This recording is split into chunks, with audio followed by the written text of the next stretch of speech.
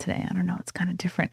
Hi, guys. Oh, my goodness. Welcome back to NightMayr. I cut myself earlier. I was chopping cheese squares for the baby. But pro is now I get to use this Buc-ee's Band-Aid, which the baby was kind of jealous. He was trying to pull it off me. Anyway, welcome to NightMayr. This is so exciting. We're doing a ponytail today. Let me know your thoughts in the comments. Big news. We're doing a stand-up show. I will be headlining down in Orlando. My gosh, like in 2 weeks. Matt, show the graphic. I will be headlining on Friday, March 20th. Down in Orlando at this venue called the Calypso Bar and Grill. It's a comedy room as well. Yes, there it is. There's the graphic. Late night comedy special. Chrissie, Mayr, that's me. New York City comedian. One night only. March 20th, 10 p.m. Orlando Comedy Club at Calypso Bar and Grill. That's on 6300 Park Corniche Drive. Corniche Game Hen in Orlando. Get your tickets now, guys. I just announced this show last night on F&T, and tickets are already flying off the shelves. And if you're going to be in town for the Geeks and Gamers Nerdrotic meetup, come and hang. Everybody's looking for stuff to do that weekend. And I heard that my show is at the same time as like this other after party that's like $100+ to go. So F that noise. Come to the show and hang. We're also doing an after party. You have a tendency of double booking. You double book a lot. Well, that after party has nothing to do with me. I'm busting balls. My guest tonight, Ball Buster, host of Quite Frankly TV, drummer of Set the Charge, lover of radio, an absolute broadcasting legend. I'm seeing his tattoos, I think, for the first time ever. Really? Yeah, you're always wearing sleeves around me. I try to be not modest. Yankees fan and fellow Frank, most importantly. For the first time here in the Chrissie Mayr studio, it's Frank Valbiro. Oh my God! You know, it's not even just the Chrissie Mayr studio. Even though I love hanging out with you, and I'm so happy to be here. But I don't get asked anywhere. So oh my God, always a bridesmaid, never a bride. Absolutely. So just sitting in somebody else's broadcast suite for a change is something kind of special. It's nice to get out of the house, isn't it? It is. And you're such a freaking workhorse. Your work ethic is commendable and makes me feel inferior. And so but you probably get into a routine and a grind because you're what, Monday, Tuesday, Wednesday, Thursday, Friday, basically. Yeah. Well, Fridays have become a little bit more of a revolving door of other projects. Like Anthony and I have a show that we co-host on Friday now called The Playhouse, and then Saturday nights I do 2 specials a month. So I'll be doing that the next 2 weeks. But, the drive up here was really nice because the weather tonight. Please dox me. It's gloomy.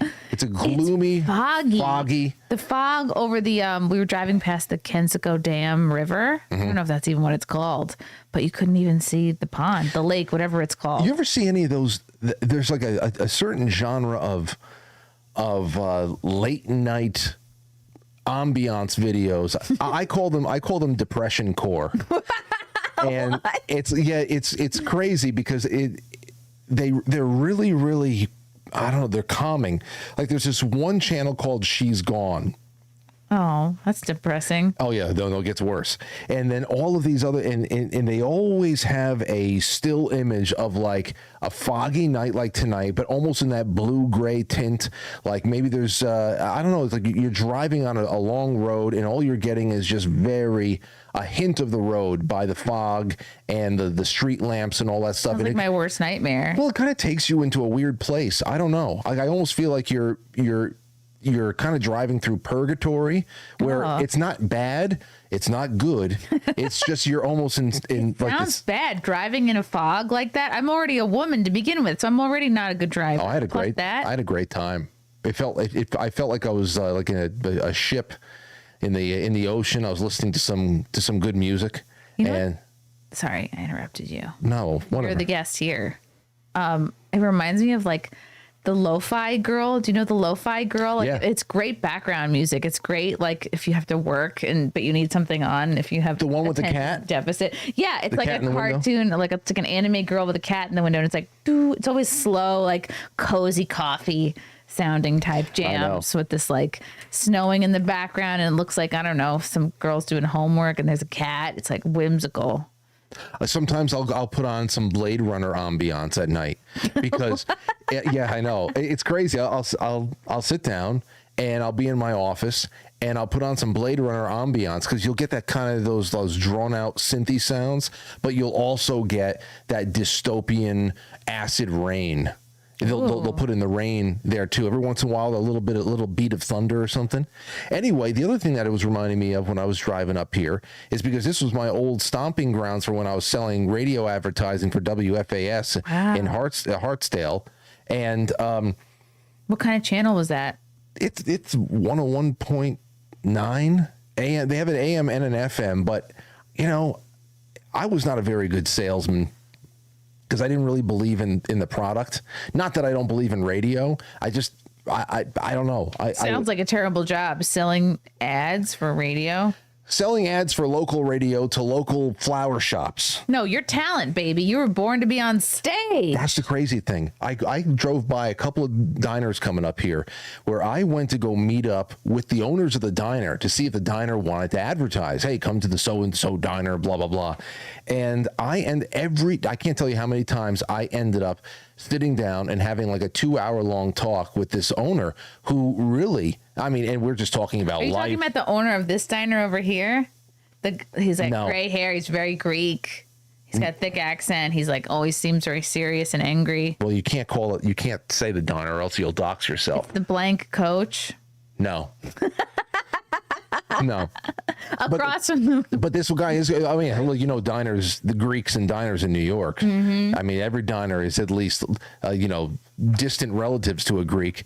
But there is, I remember sitting down, all these guys, they just wanted their own shows.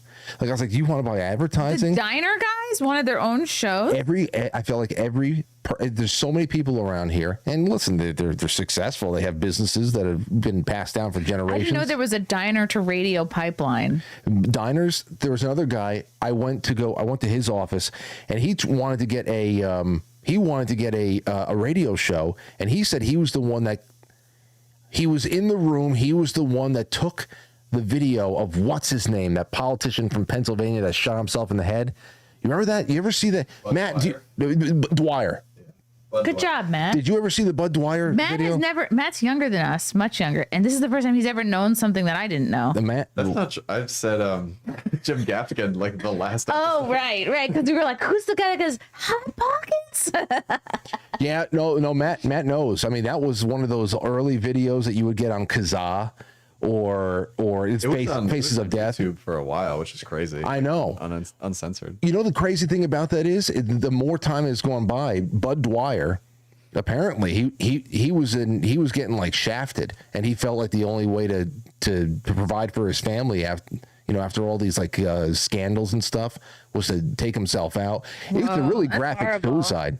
But anyway, Don't ever commit suicide, guys. No, Like, no, it's no, really no, please. cowardly. There's people that are going to miss you, and there's always a way out of whatever you're in. you're right. Anyway, GM Frank I'll talk you off the or ledge. me. I guess I'll put myself on that list too. But this guy was pitching me. I was going there to sell advertising, and this guy ended up saying, I would love to have my own show. I was one of the cameramen that shot Bud Dwyer's suicide. These are the kind of side quests I would go on as a local radio salesman. And How long ago was this? Before? that was my first job out of college in 2007. Isn't that funny? Your first job out of college was at least somewhat in the realm of what you're doing now. I wanted to be on the microphone. Gave tours at Radio City Music Hall. That was my very first job. Well, that's cool.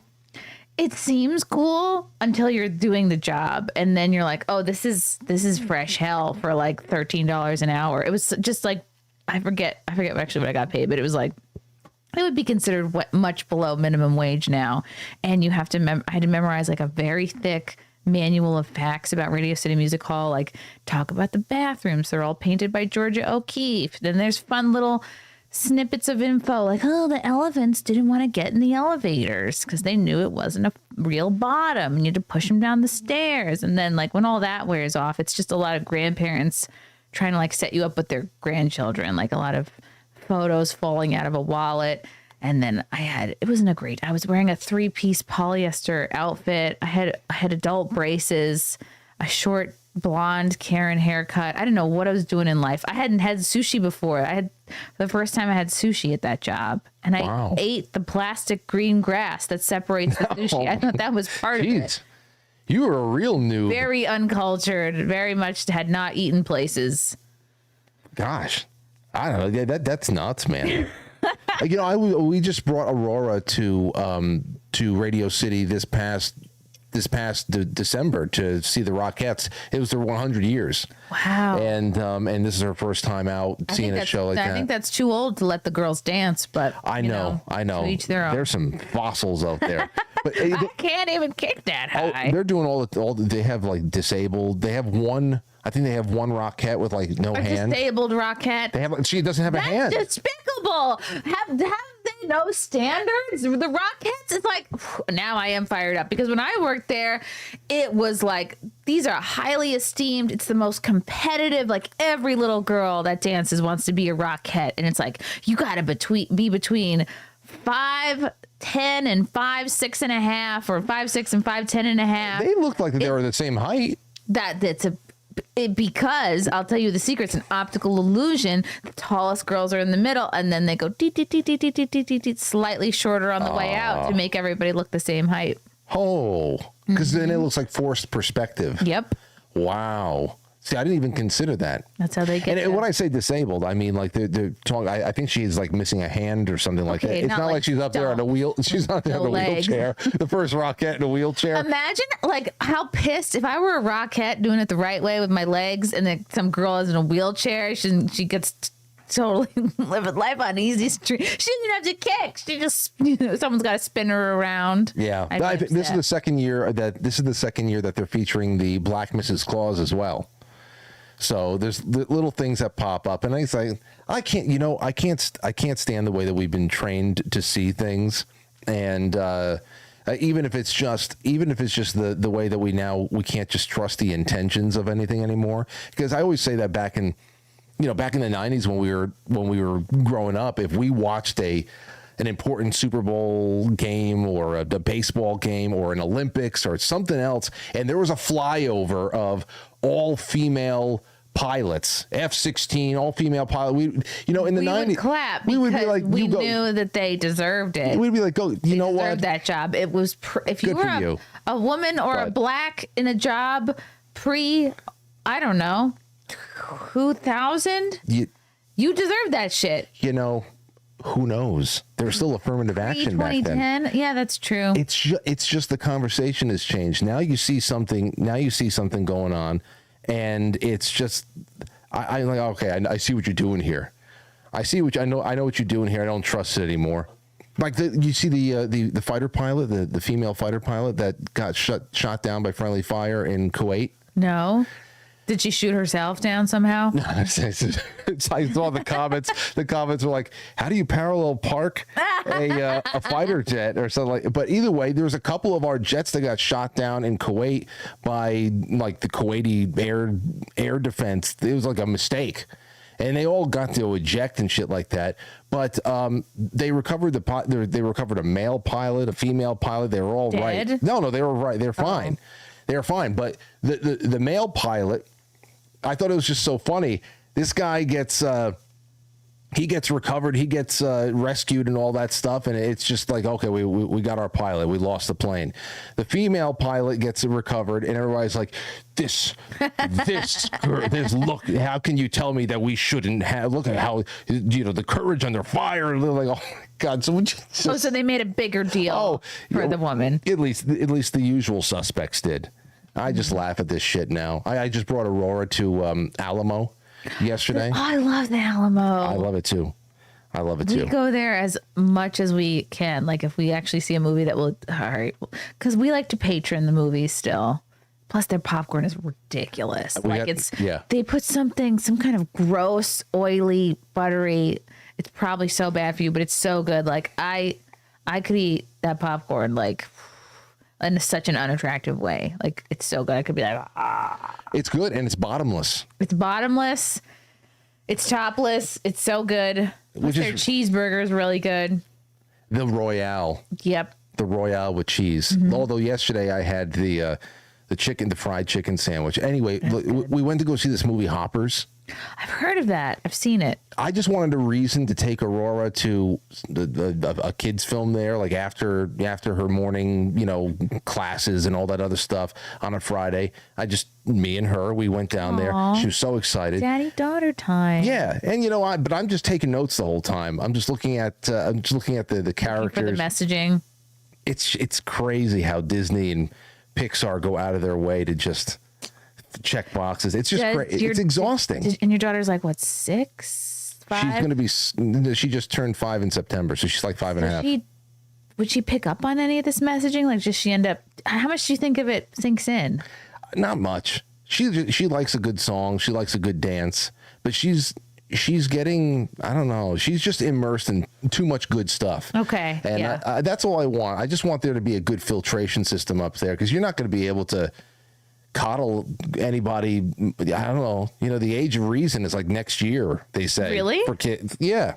Like what? I think girls. I've been waiting to hit my age of reason. I was like, is it coming ever? Yeah, I know. Just you think it's. You were so right about wearing the headphones. By the way, Frank, I don't normally require. Like usually people go, "Oh, do we have to wear the headphones?" I'm like, "No, only if we play a video." But like you're like, "Let's do it," and we did it. And now I'm going to require this every time, because it's like now we're really in the show. I can hear it. I can hear myself. I can hear you. It's like a real radio show. I've come in. I've produced a little bit, and now we have a new standard. We have a new standard at Chrissie Mayr's studio. I almost feel like if you can get your voice in your ears, it gets you into a flow state better. It sounds better to hear my own voice than actually when I listen back to my stand-up sets. I go, ugh, I freaking hate my voice, but it sounds okay like this because I can change it on the spot. Yeah. Hello, chat. Hello, chat. What's going on? A lot of these look like new people. A lot of these look like your people. They're good people. They are. There's Junior. That's my person. I have one person in the chat. The rest are yours. That's my person. My person. So most of the people probably do know your deal. But for the people who are not familiar with you, Frank, give them, if you will, not an elevator pitch, but your origin story. Did you always want to be a broadcaster? Probably. Did you know this when you were selling ads to that radio station in Hartsdale? Yeah. Well, at that point, yes, because that was in 2007, and the first goal, and I still love it. My brother and I, we've been playing in bands together since we were in high school, and we wanted to go touring with our heavy metal band. And set the charge? No, the heavy metal band was Rotten Pain. And so we had to enter into an Iona high school talent show in 2003. So we said, what are we going to use? I said, well, let's just. I was at Iona Prep. Iona Prep. That's where Frank went to high school. Yeah, my guitarist Kyle, who we're actually the band is actually jamming again. Wow. So we have Rotten Pain 25 years later. That was actually a fun ride, but that broke up in 2005, and then on February 18th, 2006. So it is now 20 years of me broadcasting. Wow. Anthony, Mike, and I, we were offered up a slot at Manhattanville College's 88.1 WFML, WMAL. How'd you meet Mike? Mike, we just knew as we're all just locals. Okay. We're all just locals. And then in 2006 is when we started doing this thing in my college. We loved it so much that when the spring semester ended, we just cobbled together a couple of old ass compact presarios in our bedrooms, and we turned it into a Tuesday and Thursday show. That's how we met you. Wow. And I loved it. And it never really fully replaced the music, but it definitely stimulated something for me personally that wasn't as strong for Anthony, obviously, with what he's done with 10-second songs but we still write music and all that stuff. But now 20 years later, I'm still just fucking talking. So you've been doing music longer than you've been broadcasting. Yeah. Just about the same. Yeah. Yeah. But if you want to talk about how many, they say that you got to do something for about 10,000 hours until you become a master at it. Mm-hmm. And I would have to say that I put at least 30,000 hours into the talking at this point, though. You know, I got to start sharpening up on the drums, though. We have too many things that we're going to do. And I feel like there's a difference between someone who plays the drums and a drummer. Really? And right now I feel like I play the drums. I got to become a drummer again. What do you have to do to become a drummer? Is it a certain amount of drugs? Drugs? It could be. It could be, but not in my case. I'm not very good with the whole drug thing, thankfully. Wow. Thankfully. Don't do drugs. Yeah, you don't seem like a drug type. No. If I chipped off a little bit too much of an edible, I'll tell you the last time I had an edible, it was October 30th, 2020. And I was still sleeping on the couch. Aurora, pandemic, of course. Yeah, Aurora had just been born in September. Oh my God, she was a pandemic baby. She was a pandemic baby. They're all crazy. And then, you know, she was still, and the only way we can get her to sleep for those first like couple of months, I think my first night back in the bed with Lauren might have been Thanksgiving. Yeah, she was born in September. I was like, I don't care. Let's get her in this little pillow canoe in there. I'm going to sleep on the couch. Just let her sleep. And I remember it was one night. It was October 30th. And I said, I'm going to treat myself. Were you like a cry it out person? How did you? No. Did you fall asleep with her? I'm just with her. Around 4 months is when she cried it out. And then but we let her cry it out for 7 minutes. And then she just put her head down, and she's been sleeping through the night ever since. What? Yeah, 4 months. The only thing that's been separating 7 minutes? Yeah, I remember it was one night. I told Lauren and I we agreed. Okay, tonight's the night when she picks her head up at 10:45 p.m. and she looks around and she starts her crying. We were going to sit down on the bed.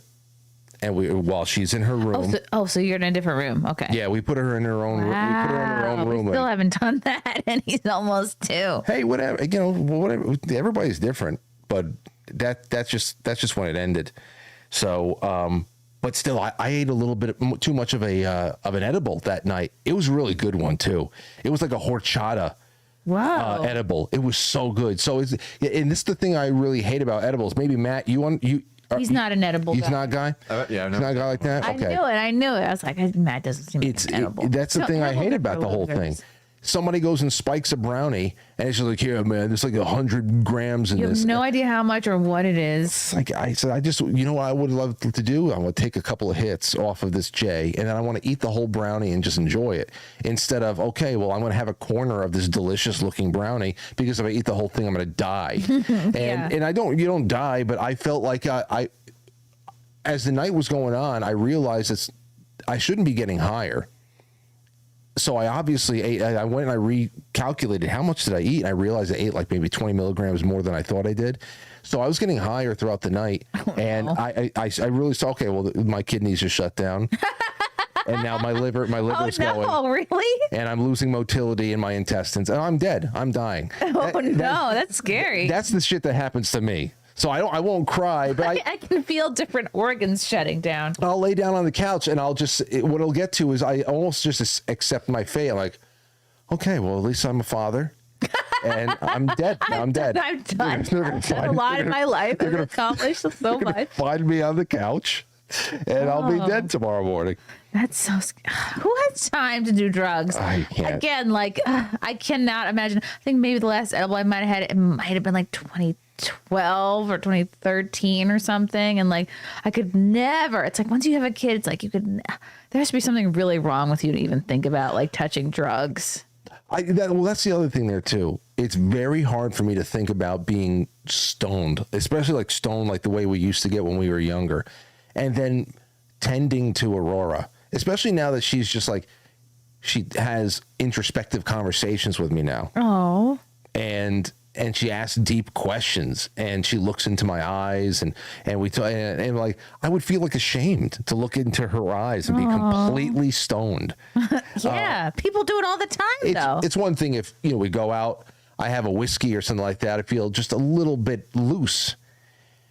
that's fine. But no, I don't know. It's just not right. No, it's not right. 200 milligrams. Wait, 2,000 milligrams, and I don't have any effect. Says blacklist That fabricate. doesn't sound good. What does that mean? I don't know. Maybe he's got a high tolerance. I don't know. I don't know amounts. Yeah. What's that? I said, I wonder if some people just don't react to weed at all. I know some people that just have like monster tolerance. It's crazy. Wow. Yeah. Oh, the studio. Like we were saying before. Oh, yes. So how did you go from broadcasting with Mike and your brother to Zidalza? And there was the first version of Zidalza. Now there's current Zidalza. And like, tell me how you got to the first version. Well, I mean, the actual Zidalza. People say, what does Zidalza mean? Mike heard the bad guy from that Vin Diesel movie, Triple X. You know, Okay. you ever see Triple X? Anyway, I'm a lady. They're going in. The bad guy's Russian, and they're going into his club or something like that. And every time he sees someone he doesn't like, he said like Zidalza or something like that. And Mike just took it and we started rolling with it, and he made it sound Italian or something. So we just made up our own little whatever for it. We turned it into a brand, and we called it the Zidalza Radio Show. And then when it wasn't radio anymore, when we moved from Live 365 and Winamp and all those other places, I remember Winamp. it's crazy. It was just MP. It was just, you're just streaming it on a Winamp player. What was the other one? Morpheus. Yeah, but those were peer to peer, Right. You couldn't broadcast sharing on that. networks. But once we discovered Ustream in 2007 and it became visual as well, we called it Zidalza New York. And the reason why we called it that is because we thought that we were going to be able to open up some hookah bar / broadcast clubs. Like I wanted to have a hookah / nightclub lounge with broadcast studios inside of all these locations. And we Wow. thought it could be like Hard Rock, where you go to Hard Rock New York, Hard Rock London, Rome, Okay. Tokyo. We're like Zidalza New York. And that just became our show. And in 2009, we said we got to get out of our bedrooms. And we found ourselves that really awesome space, that we turned it into a great space. So a couple of years later, we met Chrissie Mayr. It's so crazy, and it's such not to make this about me again, but it's such a like important part of my and Frank's like story, because we were dating a month and he's like, you want to do a podcast with me? Which is like, that's a pretty big commitment. It's a big commitment. It's a big deal. That's like proposing basically. And our show was 3 Drink Minimum. I don't remember how many other shows you had in your network, and I don't know how he connected with you guys, how we were like able to get that Probably opportunity. Craigslist. Wow. We advertised when we opened up that studio, and we're like, okay, why don't we turn this into a network? And it wasn't just like any of those other studios, because there's been podcast studios that have popped up around here. You come in, somebody will sit you down, they will set up your social media, anything, and they'll give you hints and music, whatever. They're all going out of business because it's just so easy for people to do it at home. But at the same time, back then, it was a novel idea. I mean, it was just really getting kicked up. But we were trying to do something more than that. We wanted to pay the rent. We wanted to bring people in, and we wanted to sell our services. But at the same time, we rejected a lot of show ideas because we wanted the network to be cohesive in the kinds of things, the kind of personalities, the vibes. And Do you remember what kind of shows you rejected? Oh, yeah, there was a couple. There's a few like Manhattan / Brooklyn. Say no more. No, it was just not. It wasn't a good fit. But at the height of it, we had like 11 shows on the network. Oh, and it was just, man, those are good times. There are just so many people coming in and out. And the studio now, it is gorgeous. It's so much more. I think it's so much. It's miles ahead of it's what nicer. But yeah, but it's more open. It's also a ghost town, There's not as many. I mean, at your holiday party, there's always a lot of people there. Right. But I don't know. There's something about just, people being around. I love that. But you know what? Getting back to your earlier statement of like, oh, I don't get asked on a lot of shows. Who even still lives in New York, number one, or Nobody. Connecticut? Everyone's gone. Everyone got the hell out of Dodge during the pandemic. Certainly at this point, after Mom Dami got elected, people are looking to get out if they haven't already. And at this point, you can't get. I mean, if you haven't left New York already, it's because you have some sort of family or job obligation. And you know, a lot of people are in Austin. A lot of people are like Tennessee. A lot of people just aren't. So don't beat yourself up. I mean, I think it's just because of where we are. There's just not a lot of people. And even if you were in New York City, still people are not even trying to go into New York City anymore. I know, and I'm not bitter about it or anything like that. This is just a treat. I was just saying, you know, to be here and not be in my own somebody else's environment. But you're right. I was actually talking about that not too long ago. I said, you know how crazy it is, how, you know, to say, you know, you would think 20 years ago, if you said I've got a broadcast suite. I've got a nightly show, got a nice audience, and I would love for you to come. Several lava lamps. Yeah, you would think that throwing an invite. Obviously, you have to have a budget to fly people out, but you know, people would flock to New York to do something like that, and it has become so repulsive to so many people. I just can't believe how quickly. Yeah. The aura has been just fucking gone. Completely popped that bubble. Yeah. Bulldozed. Well, I had a show. Wet Spot was in New York City, and like I started that in 2019, and then the whole company was like bought out, and everyone got fired. It'll be like right? It was 20. Oh my God! It was after I had the baby. It was like summer of 24. Right? Okay. But yeah, and it was at that time, it was good because like, oh, there would be like talent in the city, other comedians, other adult film stars, which was like the majority of my guests. And then it's like the pandemic, and we were really the only ones, like everyone was gone, but we would still go into the city like while everybody else was scared and home. And I'm sure you were too, just like happy to have that show and happy to have like to maintain your routine. And so many people were like using it as an excuse to just quit life. Yeah. Oh, no, I know. Yeah. A lot of people just fucking quit. And I love that because we had stay at home orders from the governor and everything, but I did not, I didn't leave the house at all. I mean, I didn't leave this. I always left the house, I should say. I went to the studio. I didn't stop going to the studio at all.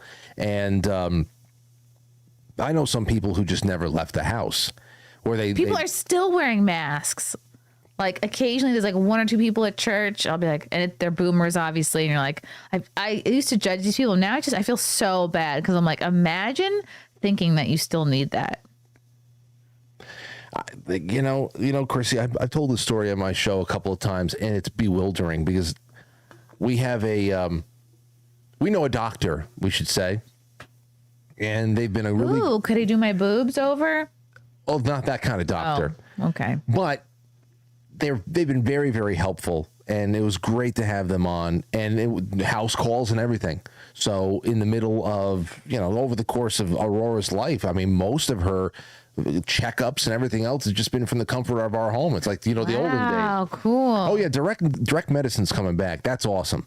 But I was shocked one time when I was, you know, every once in a while, this doctor would say, hey, you know, would just pitch one vaccine or another. And we'd very politely just, yeah, maybe another time or whatever. But I remember this one time. Has she had any? Not really. Not really. You know, no. The bean's not going to have any. It feels like I didn't know we were going to go that way, but we're going that way. And like, so we'll see what happens. We'll see if HHS actually does any of these, any of the really the big studies, safety tests that RFK's been asking for his entire life. I don't know if he waters down his demands or whatever the hell else, but. Are you not impressed that he's at least been able to like bring the vaccine schedule down? Oh, I'm again. Listen, when it comes to everything that's going on right now, I'm never going to be satisfied completely, but I'm happy with some stuff. I'm not interested in other things. One way or another, I'm never going to be one of those never Trumper people, and I'm never going to be one of those Trump can do no wrong people. Yeah. I'm a little bit more. I don't know how anybody could be following the news and reading between the lines in the news for more than 15 to 20 years and still be just so emotionally invested to where you're always just signaling outrage about one thing or another. It seems exhausting. It's very exhausting, and there's a lot of people now who I think maybe they do the outrage thing just because they have media, some kind of a media presence. It's like an addiction, I think. Like for the same reason people get obsessed with like true crime. They love the drama. Yeah. I think. Well, you also have to differentiate yourself from the 175,000 news shows that launch every day. And whatever. Is that really how many? I don't know. It feels like it. It feels like it. I think that's what's going on here. Anyway, the doctor, before we lose this, one time they were just saying, this, if you want to take this, you just let me know if you want to do that, do this. And then they actually said, I usually suggest that people take the flu shot, but this is the kicker. I usually suggest people take the flu shot this time of year, but because people have been wearing the masks so much, flu is really not going around right now. And I almost like my breath was taken away. Wow. That a person who I respect, they have good heart, they mean well, they want to keep people healthy, they care for my family, all this other stuff, can actually accept that flu had gone away and it hadn't been recategorized or anything else like that. No, it didn't go through a rebrand. No, it went away, and the reason why it did go away was because of the paper masks we were wearing, and my heart almost stopped beating. Like, so there's a. Gee, what could have replaced the flu? There's a disconnect there. It got a glow up. It got a makeover. That's what I'm just saying. It's not just the old, we can say the kind of boomer gullibility, trusting the system. It's not even just that. There are so many people that would shock you who have accepted the company line. It's very weird. Yeah, it's like you got to keep updating your operating software. You got to keep, no matter what. Just because you're a doctor doesn't mean you give a medical degree. Means you know what's up. Doesn't mean you're current. You could still be dealing with old information. Yeah. No, I'm with you, Chrissie. I know it's like sometimes a touchy thing to talk about, but I never like, especially when you're in the hospital and you just give birth and you're like, that's why it's so important. That's why I'm so happy and grateful to have like such a good husband in Frank. Cause it's like, if you're going to tackle, if you feel differently than your spouse on the vaccine issue and you have a baby, that's, what hospital? Well, you don't have to say what hospital. Northern Westchester. Okay. Yeah. We couldn't, you really have to be so like on top of like, you have to make sure your spouse, in case I go unconscious or who the hell knows, like I'd never given birth before, at least if I'm like doped up on an epidural or something and I can't say what I want, like you have to be in tune. Yeah. I pulled the plug on that. Pulled the plug on New York 2 weeks before Aurora was born and made sure that I moved everything to Connecticut because at least there was waivers there. New York, the midwives we were working with remotely, like it was like the entire year was such a jip as far as the midwives and everything. We're paying all this money and we're getting like remote. You had a midwife? Well, we hoped for it. And they were more mid. yeah. And of course, at the end, it was gone because they're saying, well, there are no waivers in New York, and if you got to be very careful about that. If you have to take the vitamin K and all this other stuff, and the hepatitis B. We did the K, but we didn't do anything else. The B. The eye ointment. We didn't do the ointment. The ointment is only if the mother has, I think it's chlamydia or gonorrhea. That is the only reason for the ointment, to make sure that if you're giving a natural birth, that you don't like pass on your vag cooties. I don't know if it's chlamydia or gonorrhea. Somebody can check in the chat. so you can't like put, it's like, I guess I could, in a worst case scenario, potentially like blind the baby. But if you do not have either of those STDs, there is no reason for the erythromycin. I don't know if I'm saying it right. The IGU. Yeah, well, no. They'll force that on you. Like, oh, it's just standard. It's like, well, ask. But, like, don't accept this is standard. And if you don't need it, don't take it. Don't put something. Well, I like that. The Hep B, that was part of the recently, that got kind of nixed, yeah, right? we said no to that too, because Hep B is like, okay, is this new, fresh, newborn baby been dealing with needles or risky sex? Because that's the reason for Hep B. Why are we giving that to a kid? I know. Well, we were essentially told that if you really insist on not doing any of this stuff, you got to watch out, because if you push a little too hard, they might consider you belligerent. And I'm like, okay. Or CPS or something. There's cases where like thank you. they really Thank you so much. get scary. And we were on the books with new team of doctors, and also in Connecticut for those last 2 weeks. I felt a whole lot better. Good for you. I mean, it's much scarier. I mean, so much has changed just in the last 4 years. I mean, you gave birth, not you, but like you did. You gave birth in 2020. No, it was versus me. 2024. It was like, I thought they'd be pushier. They weren't. And so much has changed just in a few years. And now it's, 26, and still so much more has changed. So That's just part of the story, Chrissie. That's just part of the story. And my, oh my. wow. Yeah. It's crazy. Okay, so we're going back to Zidalza. So first round of Zidalza, you're by the bakery. We're smelling the bakery wafts, whiffs in the air. I remember getting off the train and walking to the studio, because I'd be coming in from the city, because I was still like working at whatever day job I had in the city. And then I'd like every Monday take the train up, walk to the studio.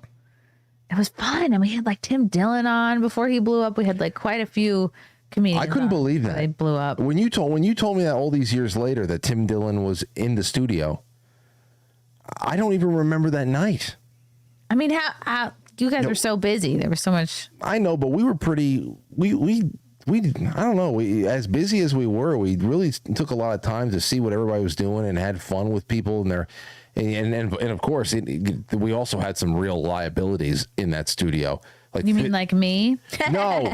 We had some real like equipment liabilities. Everybody, I couldn't see. You guys weren't like this, but there was a couple of shows there. I just don't get it. They smoked so much pot. It wasn't even this. It was the pot I can get over. It was drinking. Oh. Like people. There was just I hated drunk this. there. I hated it where they would get down. It wasn't even be like, so they crack open a beer or something like that. Everybody is making these fucking jungle juice, Really? sticky Kool-Aid based cocktails, What are we in college? just to be able to sit down and talk for an hour. You need to be sloshed. I absolutely hated it. I could not. I'm just having one. Yeah, well, it's okay. And here, this is what I've been doing for years. Some seltzer, some mineral water. That's all I need till I get home. And We have whiskey here too. I had a whiskey sour for dinner tonight. I know. Ooh. I'd been getting in touch with my. It's like a hot girl dinner to just have cocktails. Yeah, that's all I had. Yeah, with a maraschino cherry. Wow. I know. I could have made that for you. I always ask people what they want to drink. Did I forget to ask you? One's enough, and that's my drink for like the first quarter of the year. Wow. I don't know. It's like I drink a little bit more toward the holidays, because you go to one party or another, you're with an in-law, you share a scotch or something like that. But I'd rather treat myself to a hookah these days every once in a while than anything. A hookah? A hookah. I never got into hookah. I did it a couple times. I'm like, it just feels like I'm like breathing in like, I don't know, like air that's been sprayed with like a cheap like Victoria's Secret spray or something. It's like why do I want to inhale a bunch of like bubble gum flavored air? Well, that's your problem for picking a bad flavor. You don't go for bubble gum. You don't go for, can I have the sex on the beach? Like, can I have the vanilla hooker flavor? Like, what? Exactly. You'll have a bad, if you have like a citrus, an orange citrus. What is the point? Like, is it because you think it looks cool? Is there like tobacco in there? Yeah. Are you feeling different? Yeah. I guess I'm not doing it right. It is tobacco. It's not a burn experience. It's more like a vape experience because you don't actually like burn the tobacco. And I don't know, the flavor just comes through nice, and you do get a really nice buzz that sticks I've never around. done it right. I've literally never had a hookah buzz. Oh hell yeah, it's great. And of course, there is something just so satisfying about blowing big cumulus cloud plumes, these huge fluffy plumes that your face disappears, and it's just so beautiful. You have to have it. You have to have it in a good room. Would you do rings? Like, oh, I can do rings. Like Alice in Wonderland. Rings, and also at the studio, we invented a. Oh, hold on, Matt. You want to see something? Yes. Can you go on YouTube and go to search ZEDALZA? I wonder, do you still have the old episodes? If we could find the old Tim Dillon episode, I wonder if that. Oh no, I don't have yours. Okay. Do you have your old episodes? That's a great question.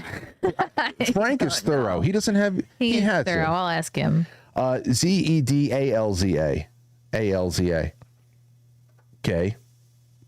Now, yeah, click that. There we are. Whatever. No, just go into the channel and then go to videos. I want to show you.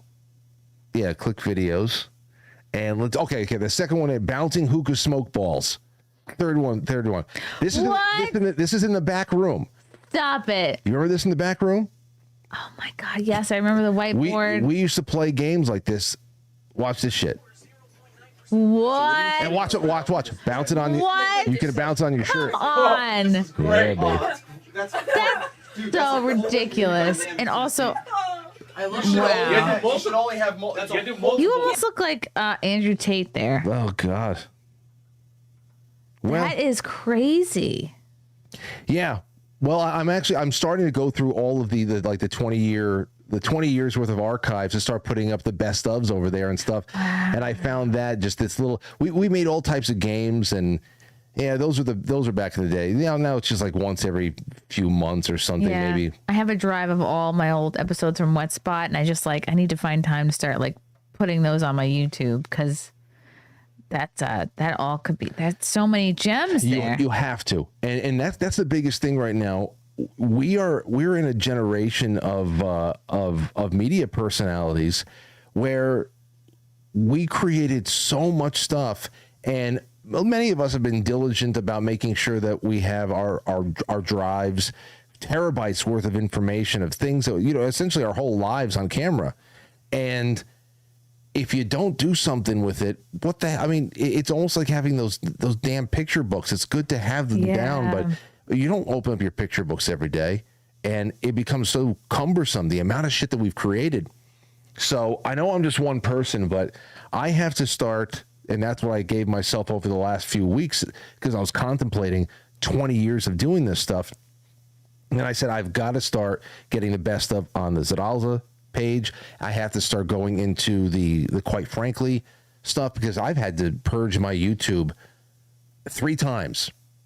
I took everything off the Quite Frankly YouTube because everybody was getting kicked off. I'm like, you know what? Maybe you're worried. Let me actually I have everything saved. Let me just see if this unlocks something, or all right, let's just, it's year 0 again. So there's so much more I can double back on. And did that help, taking stuff off?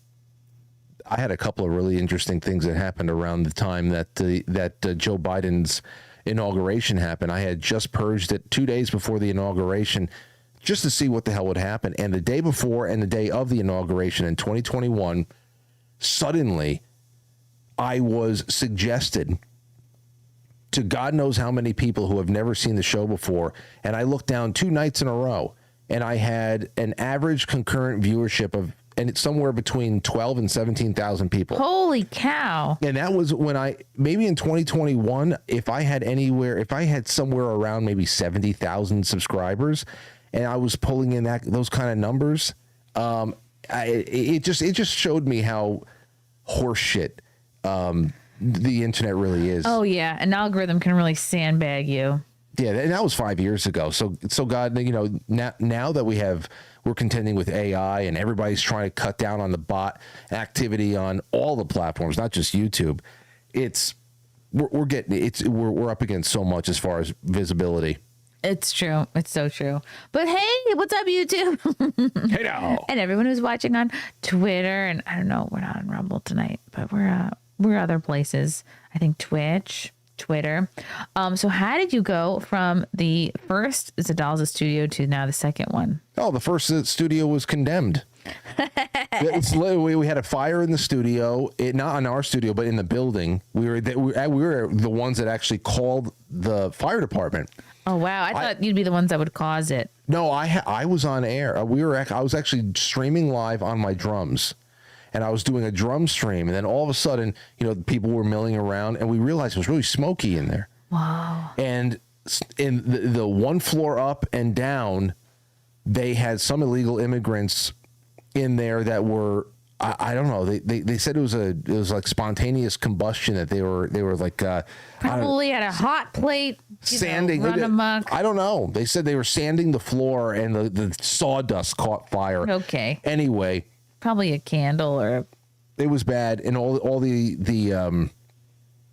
of the sprinklers went off upstairs. We had to call the fire department, and that is when the building inspector finally had an honest look at the building because there was payoffs that was going on. Wow, how Italian. A lot of corruption in the building department.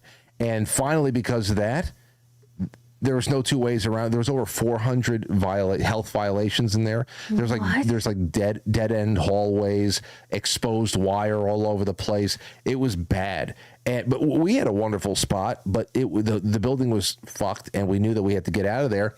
Wow. So December of 2015 is when we moved into the new place that you frequent all the time now. So you were only at that first place for less than 2 years? No, 6 years. Oh, 6 years. Okay. 2009 to 2015.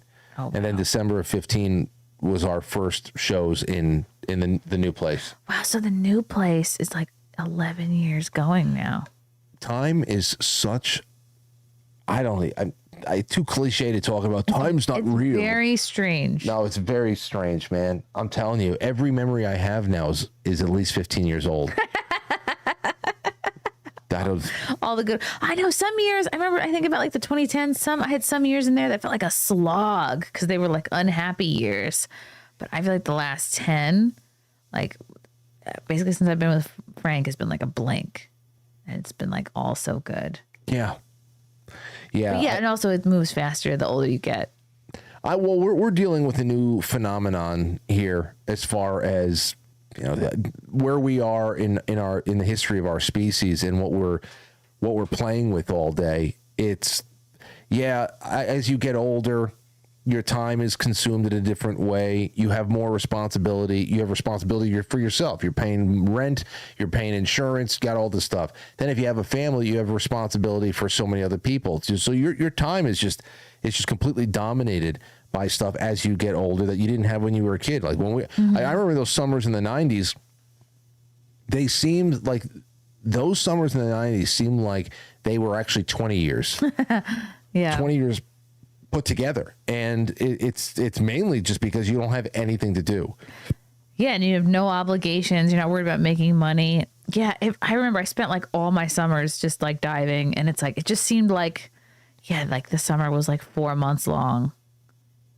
Like it was a lot. I just spend all day at the pool, like all day, every day for years, just like out in the sun, and I would like never get tired of it. I'd be like totally like waterlogged. But now you have the portal. You have the portal in your palm. That's the X factor now. And I always say we're gonna know at some point who maybe will be around to have the history written. Maybe we'll be part of the people who write it. I use the portal for ordering cheesy snacks for my toddler. That's really mostly. I have this incredible machine, and I'm like, the baby's out of its cheesy snacks. What did I order? I ordered Chipotle for the first time in a long time, and now I want those burrito bowls all the time now.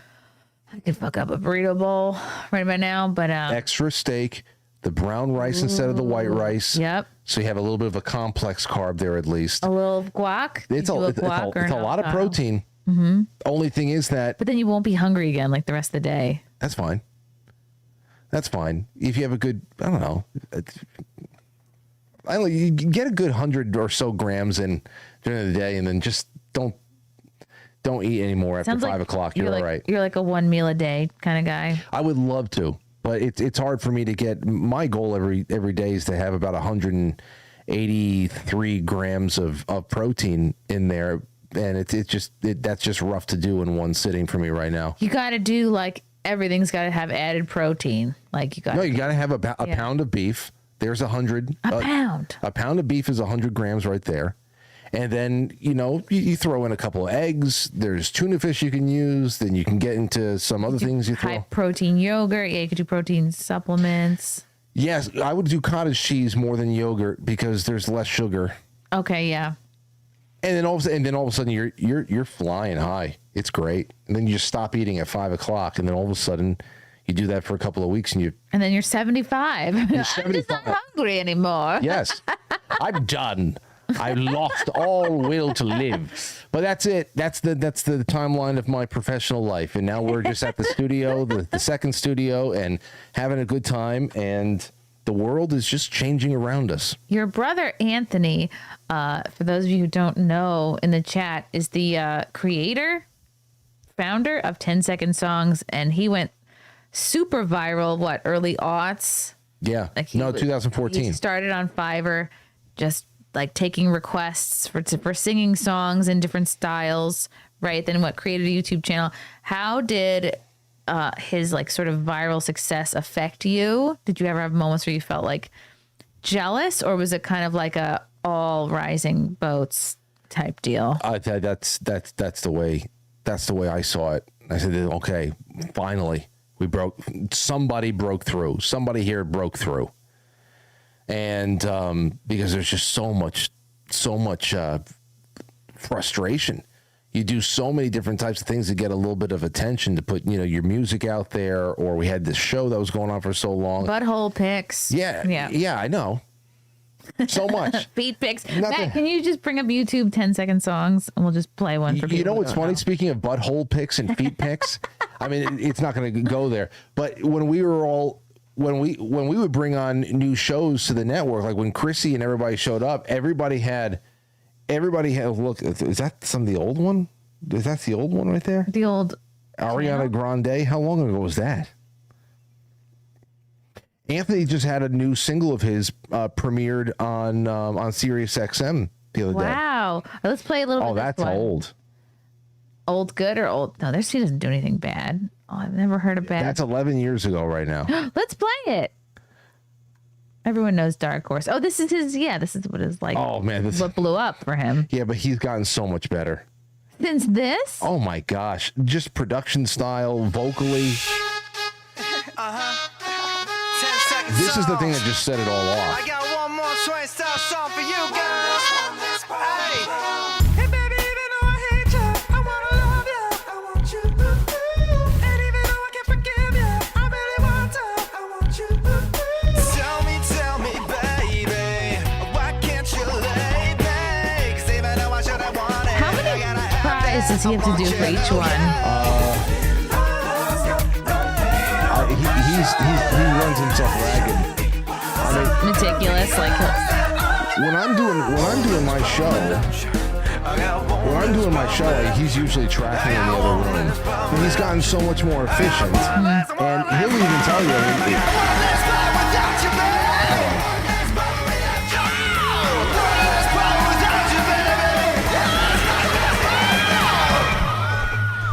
Yeah, well, then Bobby McFerrin. I forgot that this was even in the first one.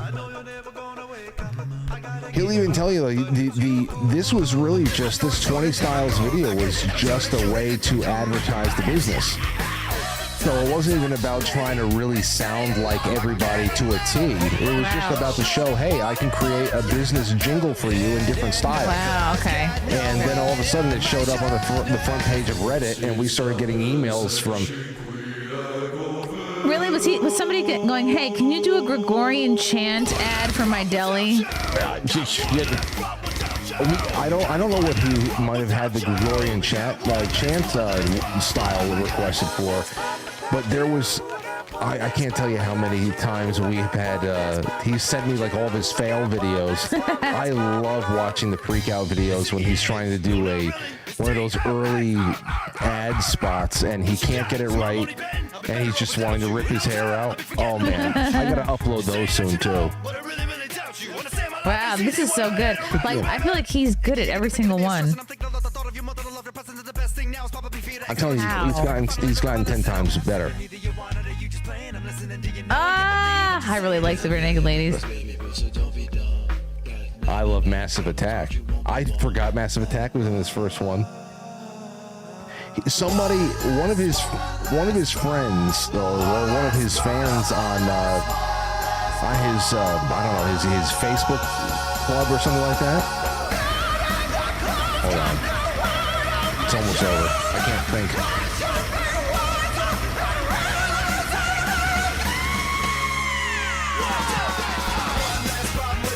Yeah. Oh, I love Real Big Fish. This is, but of course, you know.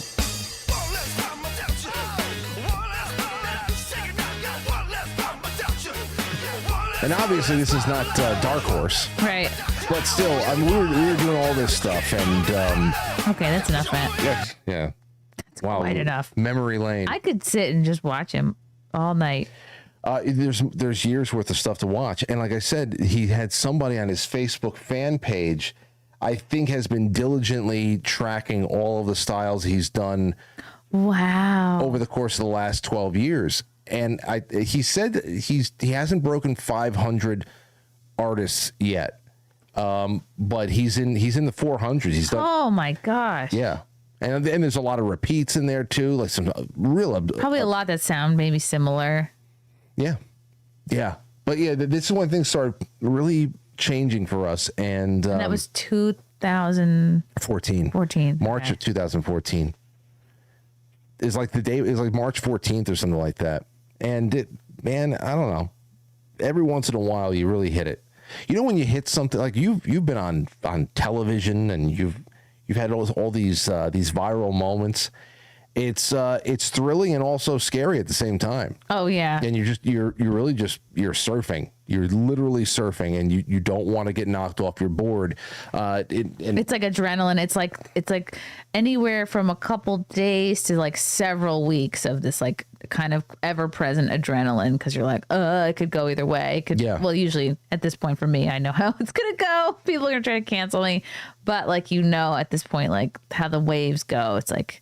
At first, it's like all your fans, all your likers, lovers, and then it gets to your haters, and then it's Black Twitter, and then it usually kind of follows the same pattern. But what drives you these days, Chrissie? Like what is it? Is it? I'm the interviewer here, Frank. I wonder about this stuff here too. Like what drives you these days? Because I don't know. Like you were saying before, we were talking about before, with all the people who kind of. What I believe, there's so many people who get performative in their political outrage because it has to coincide with some sort of a brand they're building, whether it's a podcast or whether it's a blog, or they have a popular account on Twitter and they just want to keep the ball rolling and keep people's attention. What drives you? Because I know that you've had a couple of really big transformations in your life. Spiritually, politically, obviously, when you go through what you do on a First Amendment basis, I don't know how you can't be transformed politically.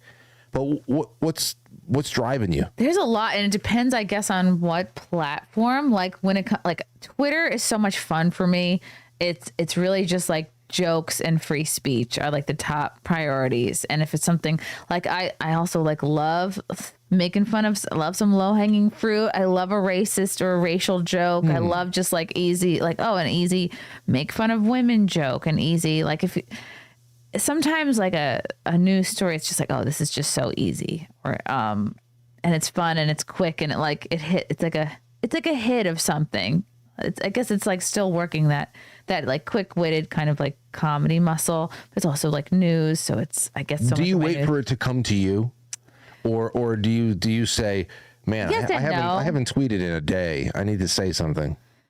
Yeah, I'm usually on there every day saying something or other. But and then when it comes to like my podcast, it's a lot has changed, because it used to be a completely different show. It was like my inspiration for Wet Spot was like old school Howard Stern. I wanted comedians, adult film stars, because I felt like we were kindred spirits, kind of like misunderstood, and in industries were like, well, if you stick a toe in that, there's no going back. And I even still have kind of like a soft spot for adult film stars. Like, and I talk a lot about like my journey. Like, I'm converting to Catholicism. In fact, in like a month, Oh, congratulations. I'll be able to have my first cracker. I'm going to have my communion and my first confirmation, I guess. Congratulations.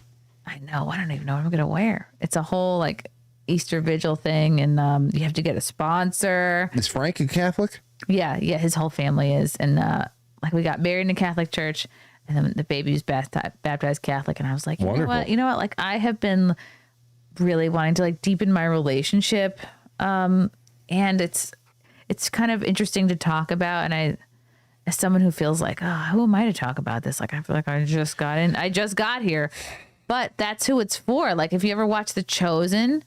Yeah. Like it's such a great show, and the disciples, like his homies, his followers, were imperfect people, and like that's, you're never like too far gone or too bad or too, I guess like far away to like get back to Christ again and strengthen your relationship. And I used to think of as religion and like your relationship with God is like this thing that you have to put on and like be this religious person that you're not, and have a different personality and be this like hokey, corny, I don't know, person that you're not to like reference middle America or something, or just like, I always thought in my mind, oh, to be religious is to be somebody you're not and pretend you're someone you're not, which we see a lot of our YouTube and influencer type people do that. But I think a close relationship with God is just about like opening yourself up to like divine guidance and like allowing yourself to like discover who you were truly meant to be. And like,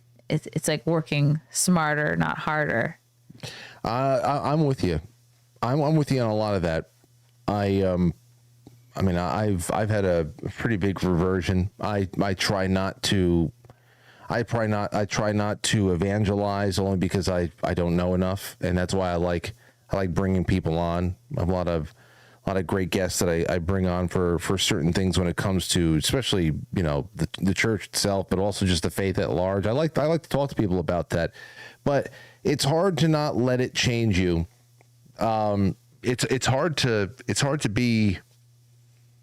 completely be who you were, because you learn along the way how badly we've been groomed. Mm-hmm. And I just start, I don't know. So many different facets of life too. Badly. And just an example of like just how commonplace and how normal and how regular something like talking down to your husband is, or like just sort of I just look at like women my age and like the propaganda and the media we grew up with, and the shows, but also the examples set for us by our like boomer mothers, right? And it's just so much casual disrespect is just become like really casual and accepted and part of a marriage relationship, when really you're like, oh no, like why is this like, I'm not explaining this well, but I look at my parents' marriage and I look at my marriage with Frank, and I'm just like, oh, I just feel like I want to stay on top of so much more stuff than I look at my parents' marriage and I'm like, oh, they just let so much of it go. Like they, small examples, like you go out of your way to, they're farting in front of each other. And I even like my brother farts in front of his wife. And it's like, Why? Nah. Why? Nah. Why do that? This is your forever person. They're supposed to love you no matter what. But like, why go out of your way to be disgusting you and can't like let go. just have a little bit, just try and even getting back to like if you look at like sitcoms, like it's just so common and accepted to like talk down to your husband, disrespect them, just say, oh, I don't know. I think it's so important to just be your best, be your most patient, your most forgiving, your most like, you gotta hold your tongue sometimes. Like, does everything have to be a battle? Like, do you, and be good at arguing, like I don't want to say be a good fighter, but like don't fight dirty. And just, when you look at people who get divorced, how dirty that gets. And I don't know. I think it just something about my deepening relationship with God has like made me want to raise my standards for like my marriage, my friendships,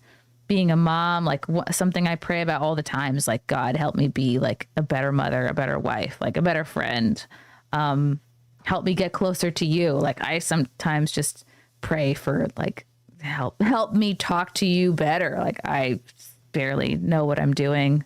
Yeah. I feel like I'm so new at all of it, but it's I know you're going to be confirmed soon, but that's why I chose St. Augustine for my confirmation saint. Only because you love Florida. No, I also just, it was very, very comforting me to see how one of the OG early church fathers, who was also a bona fide galaxy brain in and of himself, him and Thomas Aquinas are Augustine and Aquinas, there are like two peas in a pod right there. But Augustine was this orgy master. Like he was seriously, you want to talk about someone who lived like a degenerate. Wow. And like you said, there's just that whole idea that you're not, you always have 100% left. And are you going to stop? Are you going to put your stuff down and walk away and walk in a different direction? And that's just, that's what I feel like a lot of people are doing right now, because there's no more political prescriptions for what we have going on. And I'm not talking, I'm maybe say socio-political prescriptions for what we have going on right now, because it's not elections. I don't even want to think about those anymore. People replace politics, I think, with God.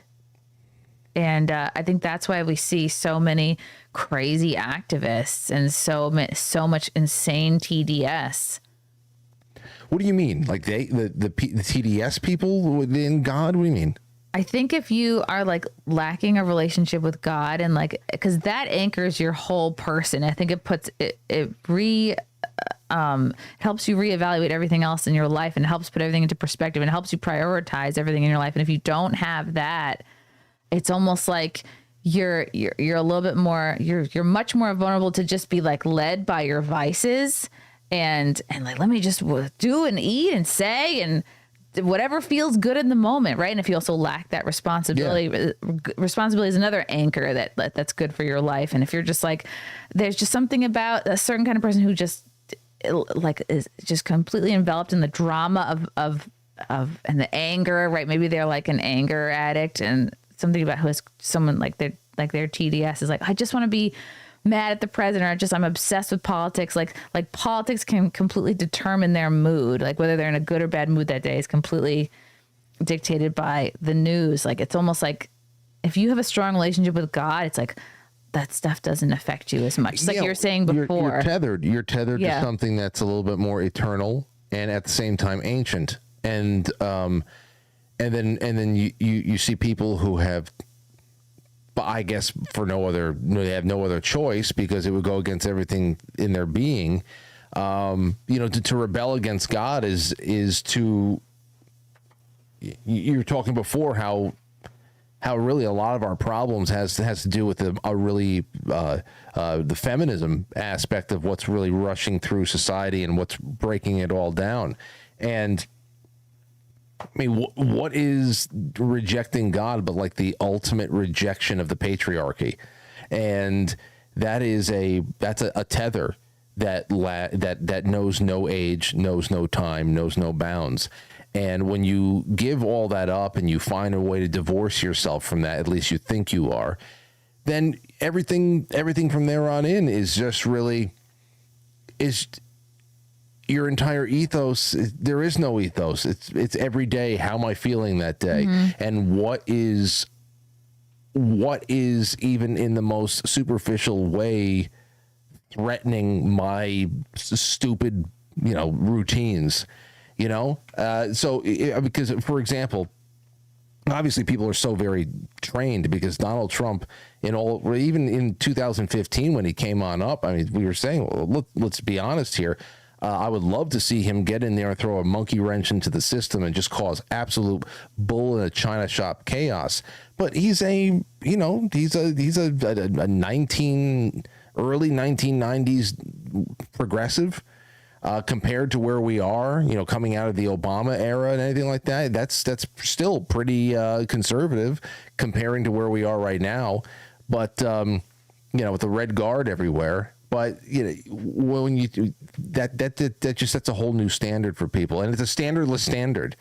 So all of a sudden you have people who don't know their ass from their elbows, who are really just trained on nothing. There's no principles. There's no guiding light. Our Constitution was crafted by Christian men, and that's why many of our founders, John Adams chief among them, expressed in many ways that what we have codified in D.C. as the charter for our country is really useless unless you are seeing a religious and moral people applying it. Because, why do you need a balanced budget amendment? Why do you need an amendment, a law passed that just charges people to enforce the law? If you don't have that inside of you, we don't have it. There's no stand. To get back to your comments on like feminism, like thwarting the patriarchy, it's like, that system worked so well because it protected women and like got all of their needs met. And now fast forward to 2026, you only have a couple swipes on TikTok to see women in their 20s completely burnt out. Like, I don't have time to meet a guy. I also can't pay my bills. I also I don't even like this job, Yeah. we had it so good. And it's just, you're not meant to of course you're not going to be able to pay your whole rent and pay for your whole life just on your one income. It's just whenever we talk about anything that really comes down to the sexes and what we're dealing with right now, everybody is messed up over this. If women are screwed up, then men are going to be screwed up at the very least, because women are their natural counterparts. So if you take one out of the two factors in an equation and just completely crush it, what do you have? You have the proverbial, the spin cycle of your washing machine, where it's all unbalanced and you start hearing the bang, bang, bang, bang because all the clothes are one side. We're just getting screwed right now, and that's the whole thing. Everybody's suffering, but because of the standing order of this whole, who's been running the show so far for so very long, men in their time of crisis more so are completely neglected, ignored, or they're saddled with, the need to go out there and take more responsibility. Whereas women who are suffering from all the same things, from all the same reasons, they're treated a lot more compassionately. So they almost get an out, at least from those who are setting the narrative.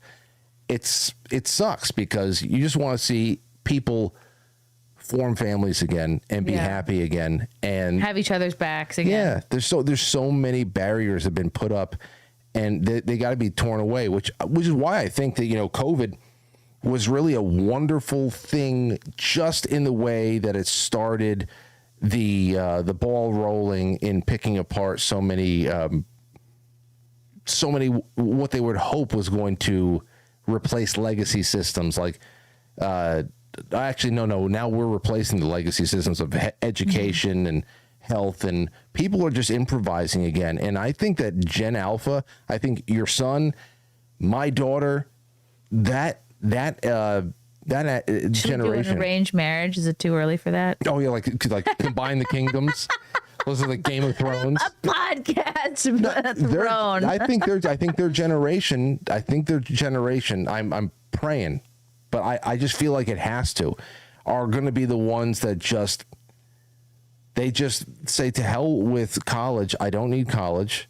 That there's other ways to get so much smarter than the average, college grad these days. Well, because their parents, us, know that that's not the only way to make a living. And whereas our parents, boomers, largely did not know a way to success and supporting yourself that did not include college. It was like, no, of course you're going to go. I don't know anybody who does anything creative or is an entrepreneur. Like, of course you have to go. The turnaround's coming. And be a cog in the system. The turnaround's coming. I think we're going to get a lot more crafty with this new generation coming up after Gen Z. I think that we're going to start seeing people just hook up, make families, and hopefully we start seeing 5, 6, 7, 8 children in a family. That'd be great. And you say, well, hey. Yeah, the Amish and the Jews can't be the only ones holding it down. Well, the thing is, the problem is that so many of the Jews are getting. You saw the Tyler Oliveira again. Getting shit for their again. For all their right. So when you come on Monday night, we might watch his latest dive into New Jersey. Oh, Lakewood. Oh, cool. Where you have more of these like very Hasidic. I don't know, acidic. Acidic Jews. Yeah, they're saying, well, why can't I have 12 kids? And Tyler Oliveira is essentially just saying, you could, but why are we paying for it? People are so upset, like, oh, what the Jews are doing is not the same as what the Somalis are doing, and the Somalis just send all the money back home. Like the Jews, like they're just an insular community that they only want to work and socialize with one another. Like a lot of people upset that people are even comparing that the Jews are milking the system and also the Somalis are milking the system, but just differently. And for those of you who don't know, Tyler Oliveira, he's a very popular YouTuber. He went into, what's it called up in New York? What's it called again? Curious Joel. And then there's another place now he just did in New Jersey, Lakewood, New Jersey, where he essentially just walked through these towns that are all Jewish, which is fine because insular is fine. If this is what's going on, if you want to dedicate your life to that, you want to create your little towns and whatever, it's good. Of course, when, if a white person ever said we want to make an all white town somewhere in Kentucky, forget about it. So there's that. But the big thing is that the entire city, these cities seem to be subsidized by welfare. And that nobody's really working, but they're having so many kids, and they believe it's some kind of it's a religious right to do so. There's a marriage loophole where they can get even more benefits because they're not, I guess, something where they don't register their marriages with the state. So they still the moms come off like single moms, so they're able to get single mom welfare. It's a lot of double, triple dipping. See, that would definitely be a big help for Americans. And I don't even want to see that opened up to everybody because it's a waste of money. But if we were not being taxed, if we weren't being stolen from, so that there can be hundreds of billions of dollars, possibly trillions that are flowing through all of these scam cities, like in Minnesota, in Lakewood, New Jersey, everywhere else where we are just getting ripped off. We're talking about 1/3 of our work year is being stolen, and most of it is being wasted. It's being wasted.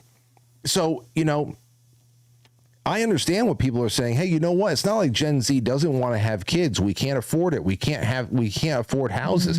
And I know that too. If things don't turn around, how the hell is Gen Alpha going to feel comfortable having large families in a home that they don't own? I understand it. That is a major hindrance, but that's what makes looking at all this fraud that gets uncovered in the last few months alone, just since Nick Shirley did his first expose in right after Christmas. That's what makes this so infuriating, because you can cut maybe 80% of the federal budget. It can go away tomorrow, and most people wouldn't even fucking know. Wow. They wouldn't even feel it. It's not going to us.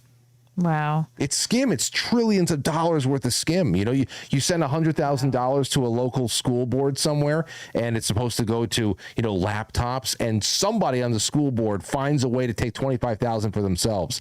Now just think about trillions. I mean, it's just nuts. Wow. And getting back to what you said before about birth rates and such, the statistics on Gen Z, like not dating, not having sex, like it's pretty grim if you look at the stats. But I see that as part of like the pendulum beginning to swing the other way, because I see that as like an unplugging from the matrix, like an unplugging from the system of like the casual hookup scene, like that's just not doing it for humanity anymore. And like, yeah, maybe it's taking the form of like people being too insulated or being too like not leaving their house, or maybe they're too much into video games, or they're too much relying on porn instead of like putting themselves out there. But I don't know. I see that as like a statistic that's not going to be around for long. I just think that's part of the change, and it's part of like, yeah, maybe people are watching less porn if they're not, I don't know. It depends. What do you think, Matt? You're part of the youth. I'm not asking you if you watch porn, but like, do you feel like that would be your generation? That's a hopeful way to look at it. I hope it's turning, the other way. I think just based off like what I see online, like, yeah, that could be the case, because, you just see even like, say on like Instagram or TikTok, more people just like actually starting to go out and like approach women. And maybe that means you're gonna have more meaningful interactions and more meaningful relationships, and people are gonna date more seriously. If there's less casual sex, then the sex you do have, the people you do see, are gonna be a whole lot more meaningful. So maybe people will be pickier and like more choosy in a good way. Well, a lot can be said about how pair bonding really just it becomes harder and harder. And I don't know, there's different things about the wiring of a man's brain and a woman's brain there too. But I think that the biggest issue there is that for the last couple of generations, especially people who have really dedicated themselves to furthering the so-called sexual revolution and the liberation movement, there is to try to instill in society that men and women are the same in all things biological and everything else like that. For as much as you are a pig, they're a pig too, and that's been the most that's been the craziest pivot I started seeing expressed so much more, and I thought that maybe along the way more girls who say things like this in front of a camera where they'll say, if a guy goes out there and sleeps with 20 people, he's a hero. But if I go out there and sleep with 20 people, then I'm a slut. And I'm like, well, that we going out there unchecked and just spraying all over everybody is not necessarily noble behavior. And perhaps we need to be fathered and shepherded a little bit better. And if that's the state that we're in, how does this make you? So your prescription is to match our worst proclivities by becoming the pigs we are? Because anybody who grew up watching Sex and the City, as I did, yeah, it was the model for, this is the prescription for not getting your feelings hurt. It was the whole like, have sex like a man, don't get attached to anybody, have none of it matter. That way, that's why New York City you won't be ruined. like the loser who's into the guy who's not into you. Yeah. And listen, I often cite this, that New York City is the way it is right now because millions of Midwestern girls came to New York City and they because they wanted to be Carrie Bradshaw. Or Samantha, or Miranda, No or doubt. Charlotte. No doubt. It was a great exodus. of Nobody people. wanted to be Miranda. They watched way too much Sex in the City. They came to New York, and over the course of 20 years of elections, now we have Mom Donnie. I really do believe that the Sex in the City factor is real, and I don't. It's just nuts. Everybody who knew New York before 9/11 is either dead or they've taken so much of their retirements and just gone to the Carolinas. Yep, or Florida. I think that's the case. They're just like, well, New York, you had a good run. Yeah. I don't know why this whole time you're talking about Lakewood and Curious Joe. I was like, I would love to see a Beauty and the Beast remake, but in one of these ultra Jewish towns. Like, here comes the baker with this thing, like, oh, bonjour, bonjour. But it's all just these crazy Jews, Oh my like with gosh. the girls, like, hello, hey, we're slapping. You can do it now. You can do it. With AI. That's what I'm doing. That's what I'm going to do. You gotta tomorrow. if you really learn how to feed those prompts to one AI or another, it's the only thing that I'm curious as to where this all goes is putting these types of this visual engine of creation into the hands of everyday people who have a really awesome sense of humor, or they want to bring a dream they had to life or something like that. Other than that, I think it's going to really just be used to mess with us, and it's gonna undercut really good creative process and also the information in general. But that I would love to see that. The Beauty and the Beast, the Little Jewish town, it's a quiet village. It is Every day. very quiet. Why don't you like singing at church? Me? Oh, I mentioned that before, didn't I? I like so I prefer to go to the Sunday 7:30 a.m. mass. Saturday. No, I go to the Saturday 4 p.m. So my daughter and I went today. And I just started doing that over last Christmas. The Christmas of 2024 I started going in to the 4 o'clock Saturday because it was just, I don't know, we get to go before our dinner. It was cozy inside there, and I didn't have to wake up at 6:30 in the morning when it's already dark outside to go, on a spring day, on a Sunday in the spring. Yeah, you can wake up with a pep in your step at 6:30 and go off to mass. And I love that because the 7:30 mass is so early that they can't afford to have the keyboardist come in. So that means that when we pray the Gloria, we're just praying the Gloria, the penitential act and the Gloria. We're just saying the prayers and we're not singing the prayer. I can't. How almost Protestant of you. No. Protestant would be the other way around, where they have somebody coming down on being lowered on chains, and having the cheerleaders and stuff like that. No, I want to just. I like just, I don't know, I hate singing the Gloria. I think it slows everything down, and I'm not thinking about the actual I'm not thinking about the actual words and contemplating it as much. I'm just thinking about the melody. Okay. I'm thinking about the Holy Spirit and the Lord, and I'm just waiting for that moment instead of just contemplating. You're thinking about Gregorian chants. Yeah, so I like the time of the 4 o'clock on a Saturday, but there's too much music. It'd be cool, like a 10-second song of the Gloria. Okay, I should tell Anthony. For Easter. And I don't know. I don't know how much. I don't know if he would dive into that. It's funny you talked about AI before. Anthony consults. He told me that he consults like a Chat GPT or something with certain types of research that he does. And then, of course, because he's like a hypochondriac with me, he probably just talks to Chat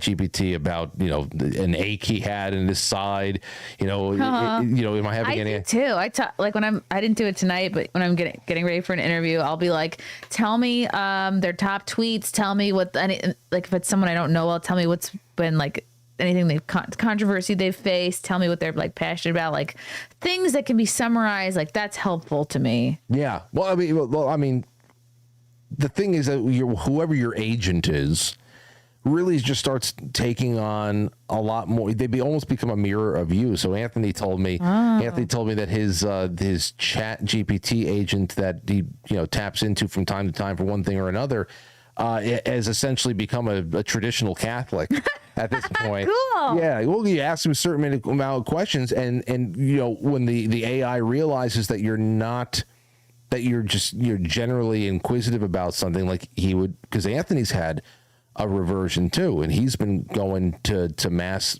on his own for about the last year and a half, 2 years now. What did he have, like a moment? Do you know like what it was for him? I don't know. Everybody's working through something, and it's just you gotta take yourself off the pedestal at one time or another. And I started just contemplating the 7 deadly sins a lot. Even venial sins that I overlooked a lot in the past. Things like just impatience, all the impatience. I'm absolutely allergic to gossip at this point. Gossiping is just one of the most insidious and it's everywhere. Gossiping is just a horrible sin. I hate it. You forget it's a sin, especially like in this realm. It's fucking disgusting. It's also just so cowardly. A bunch of clucking hens in a room talking about somebody that's not there. It's fucking disgusting. Things like that. I don't know. Every once in a while, I think that everybody's tipping point is different.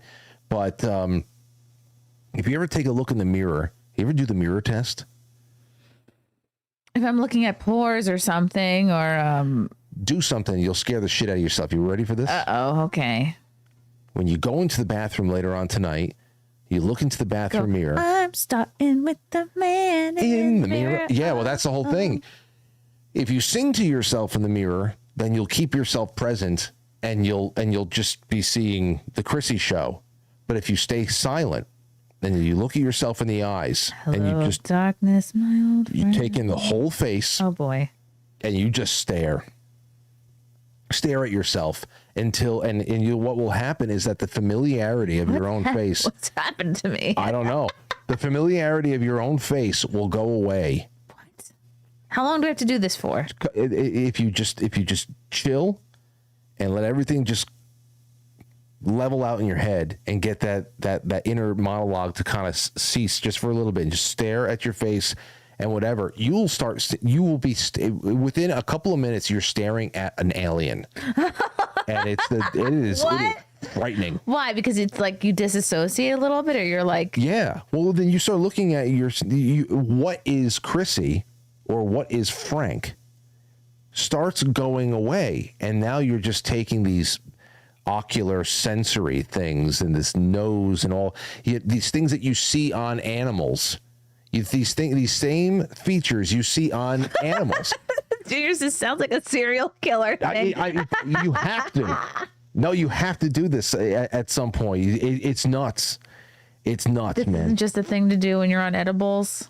No. I would never do it. You're then. supposed to do everything but that when you're on drugs. It's like, why? You're not supposed to look at yourself in the mirror? Do you ever see the thing with acid where it's like, do not ever like stare at yourself in the mirror, or like any psychedelic? It takes you down. It takes you down. That's what everybody needs to do right now is take themselves down a peg, and I'm all for that. Yeah, that's it. And hold on, Matt, have you ever seen on Instagram any of the RFK trip sitting videos? No, I have not. Okay, Chrissie, this sounds like a new viral trend called, what's it called? Like when you're boredom maxing. I don't know if that's what it's called, but it's like people when you stare at a wall, filming themselves. Like, I'm going to go this whole flight not reading or looking at anything. It's called like because people are trying to get their I don't know, their attention spans back. They're just trying, like Gen Z people, they're just doing nothing and then filming themselves. I don't know if that's the right term, like bore maxing. I thought it was called raw dogging. Yeah, raw dogging. Yeah, you're just raw dogging life. Well, this is hilarious. I don't know when you wanted to end the show. Never. Well, either way, you have to look at some of the original ones. There's this comedian, I think he's a comedian, has to be, on Instagram. He started doing these skits. It was RFK as like the worst trip sitter in the planet. What's a trip sitter? A trip sitter is somebody that you trust to be there with you when you're taken Like a acid or TripAdvisor. yeah, yeah. But someone who's going to be a calm, reassuring anchor for yourself while you go and dive into another realm. So they're not also on drugs. No, Okay. that would not be good. Like a designated driver. And they're supposed to be calm, reassuring, and never panicking. But this guy takes. Oh God, I can hear it already. Is that it? No, this is fantastic. Look, listen. Here, listen, Oh just my listen. God. Listen, he Hold says. on, is this Kyle Dunnigan? He says no, but he says all the wrong things. It's the best. Listen to this. How Jesus Christ, specific? if you pass out now, they're gonna use your heart and they're gonna give it to Dick Cheney. His heart pumping now is already from a little Guatemalan boy. Oh my God, you took too much. Did you eat the shrimp? Did you eat the radioactive shrimp? Oh my God. How much did you take? How much did you take? I'm gonna give it to Dick Cheney. Oh my God. This How is much writing did you to watch take? as a sober How much person. did you take? I'm just kidding. There's no monsters. There's no monsters. It's just the drugs kicking in. It's just Thanks to police. It's just the worst. I got the police. It's the police. Like So good and so specific. Wow. everything. So Just kidding. The police aren't here. But wouldn't that be funny? If we were both tripping and the police showed up. Oh my God. I know when I found those. Is there more of these? Oh yeah, well that's part two. Like the original one, and like I said, it's just all the you can't the things you can't say with somebody. His voice. Oh. When he says, It's amazing he's gotten as far as he has well, he's with his voice. Well, he's got a. It's his personality. Oh Like, yeah. The more And you he's watch hot. him. What? Sorry, did I say that? Yeah, you did. You would. You. How many hot older men are there in the public sphere? Really, not many. Do you think Bobby Kennedy is more attractive now or 30 years ago? God, I don't even know what he looked like 30 years ago. Okay. He was only on my radar the last 10 years. He's been on my radar. Super chats also. Oh, super chats. How lovely. Let's see. Russell Hall, thank you for the super chat. You don't wear anything for your confirmation. Didn't they tell you? I know. Yeah. I do have a dress that I just bought one, but I don't know if it's appropriate. I mean, it's not like it's very conservative and like it's like an Easter dress. Thank you, Russell. But I've also heard that I should wear white. Junior, thank you for the super chat. How do we stop Jay welfare fraud without being anti-Semitic? Isn't that just the question of the day? Yeah. Well. The trick is be general. Like for example, Say those people. everybody right now has gotten the pass to go out there and talk about Jews incessantly to the point where I learned a long time ago that, I mean, you can, it really is like Game of Thrones out there, and there are a lot of undue special interests out there who have a lot of undue influence on our way of life in the West, some more than others. And the Israeli lobby, intelligence wars, all that stuff, it goes well beyond geopolitics and into the esoteric.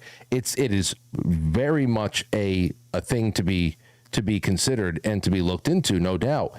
But regardless of that, it's so much easier, and it's also just smart across the board because everybody wants a piece of this pie. You're talking about trillions of dollars that just floating around. Anybody can. Yeah, I want to open up a daycare. Yeah, you can. Anybody can dip a straw into that river and take $100,000 out of that. We're not doing it. We're the ones being stolen from. But I learned a long time ago. It's so much easier just to say all of the foreign aid needs to stop. Yep. We need to stop all. We have to.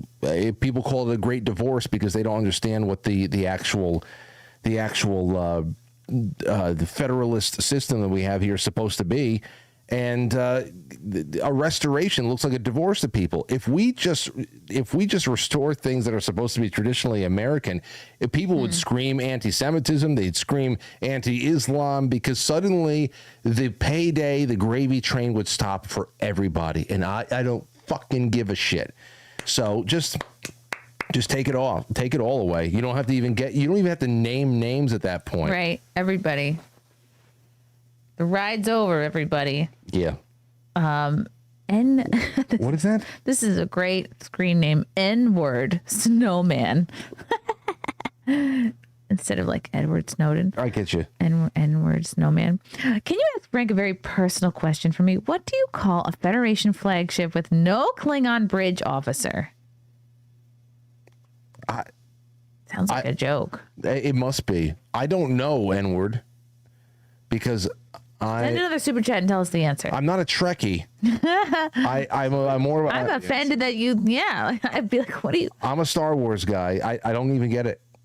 Okay. Well, I don't think you understand the answer then either. N-word, you'll have to fill us in. Somebody else posted the answer in chat. Thank you, DC, for subscribing. Anthony Michael, 75. Thank you for the super chat. Love the show. Thank you, Anthony. Thank you. Wow. Let's see. Do we have time to cover? Yes. This is fun and a current event. Ben Stiller is demanding that White House remove a Tropic Thunder clip. I guess they used, and I love the White House's TikTok. I like their social media in general. People think that Barron runs a lot of it. If so, I love that for us. He's pretty hilarious. Let's go to this article. Yes, brought to you by geeksandgamers.com. I loved Tropic Thunder. Me too. Ben Stiller took to X to demand that the official White House account remove a clip from Tropic Thunder from a video montage it created on Thursday. That's a couple days ago. The White House account posted a video featuring clips from various movies and TV shows to advocate for the current conflict with Iran. The video features clips from Iron Man, Gladiator, Braveheart, Top Gun, Maverick, John Wick, Breaking Bad, and many more, intersped with footage of the conflict and Secretary Pete Hegseth delivering a message to American enemies in the form of a familiar acronym, and it ends with the image of the White House with President Trump's name underneath. You can see it below. Okay, let's watch this clip. I've never seen this before. Wake up, Daddy's home. Welcome home, son. Strength and honor. Strength and honor. What will you do without freedom? Maverick's inbound. You can't conceive of what I'm capable of. Finishing this fight. Yeah, I'm thinking I'm back. I'm here to fight for truth and justice in the American way. I am the danger. Time to find out. Maximum effort. Here it comes. Now end this. Wait a second. I can't believe this is White House video. Ben Stiller, as pathetic as he has shown himself to be in recent years, I mean, going out there, all I'm thinking about is him and Zelensky, and that's 69ing that they did together over there. But he really, all he screamed about was that little, that What 1 a second tiny snippet. of Tom Cruise. I don't even know what in there was from Tropic Thunder. What's his name? The movie producer. That's it. Wow. Matthew Morrison commented, "This is awesome." Scroll down a little more. Mikey B. Golden Age of America. Oh, is this another little video? Is this the the bald eagle with the guns? Matt, what's the name of the producer character that Tom Cruise plays in Tropic Thunder again? I'm forgetting. Oh, yeah, the agent. I actually haven't seen the movie. What? Oh man, Matt. Stop it. That's all right, that's your homework. Oh, Matt. Matt. Oh Matt. It's not specific to this movie. There's a lot of movies I just haven't seen. So, You if have that's to really see Tropic Thunder. what a little bitch. If that is not you, Matt. Not you. If that is all he, if that's all he was complaining about, wait, Lex Luthor. Lex Friedman. No, God forbid. Alex Jones. No, look at the chat room. Somebody knows. The chat knows. The chat knows everything. I want to finish reading this article. Let's see. Scroll up a little bit there, Matt. Oh yeah, Les Grossman. Oh, Les Grossman. Okay, scroll up a little more. I want to make sure I didn't miss anything. These are just replies. That's why Okay, I let me knew read it. the rest of the article. So, But one Hollywood figure wasn't pleased when he saw it. The montage uses the clip from Tropic Thunder, in which Tom Cruise dances to rap music as a fictional Hollywood producer. Les Grossman, Ben Stiller, who starred and co-wrote, directed Tropic Thunder, shared the post and demanded that the White House take the clip out of the video, saying that no permission was given to use it. This reminds me of a little bit when, that podcaster kind of like threw a hissy fit and like, I didn't give permission for my stuff to be used. But it was 1 second. The heck was his name? It was 1 freaking second. He was pumping his fist. That was it. Miller and the rest of the team don't want to be part of a propaganda movie.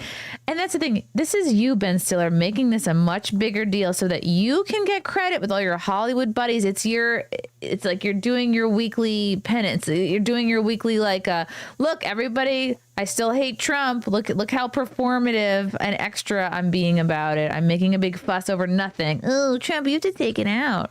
You see, this is what I'm talking about. Propaganda machine. I finished watching Night at the Museum with Aurora just today. It's a good movie. I like Along Came Polly. It's just I hate that we're still going through this kind of phase where it's not a phase where we just have to continue to remind ourselves that there are things you have to try to separate now. Mm-hmm. Things that in the past that were great under the conditions that we were in, that these people were probably always the same people with these same tendencies. I wish we could go back to a time before I knew Ben Stiller's personality, like his real Robert life. De Niro. Yeah. Oh, how insufferable is he? We get it, De Niro. Just give it a rest. War is not a movie. Scroll down. Let me see if there's any more of this.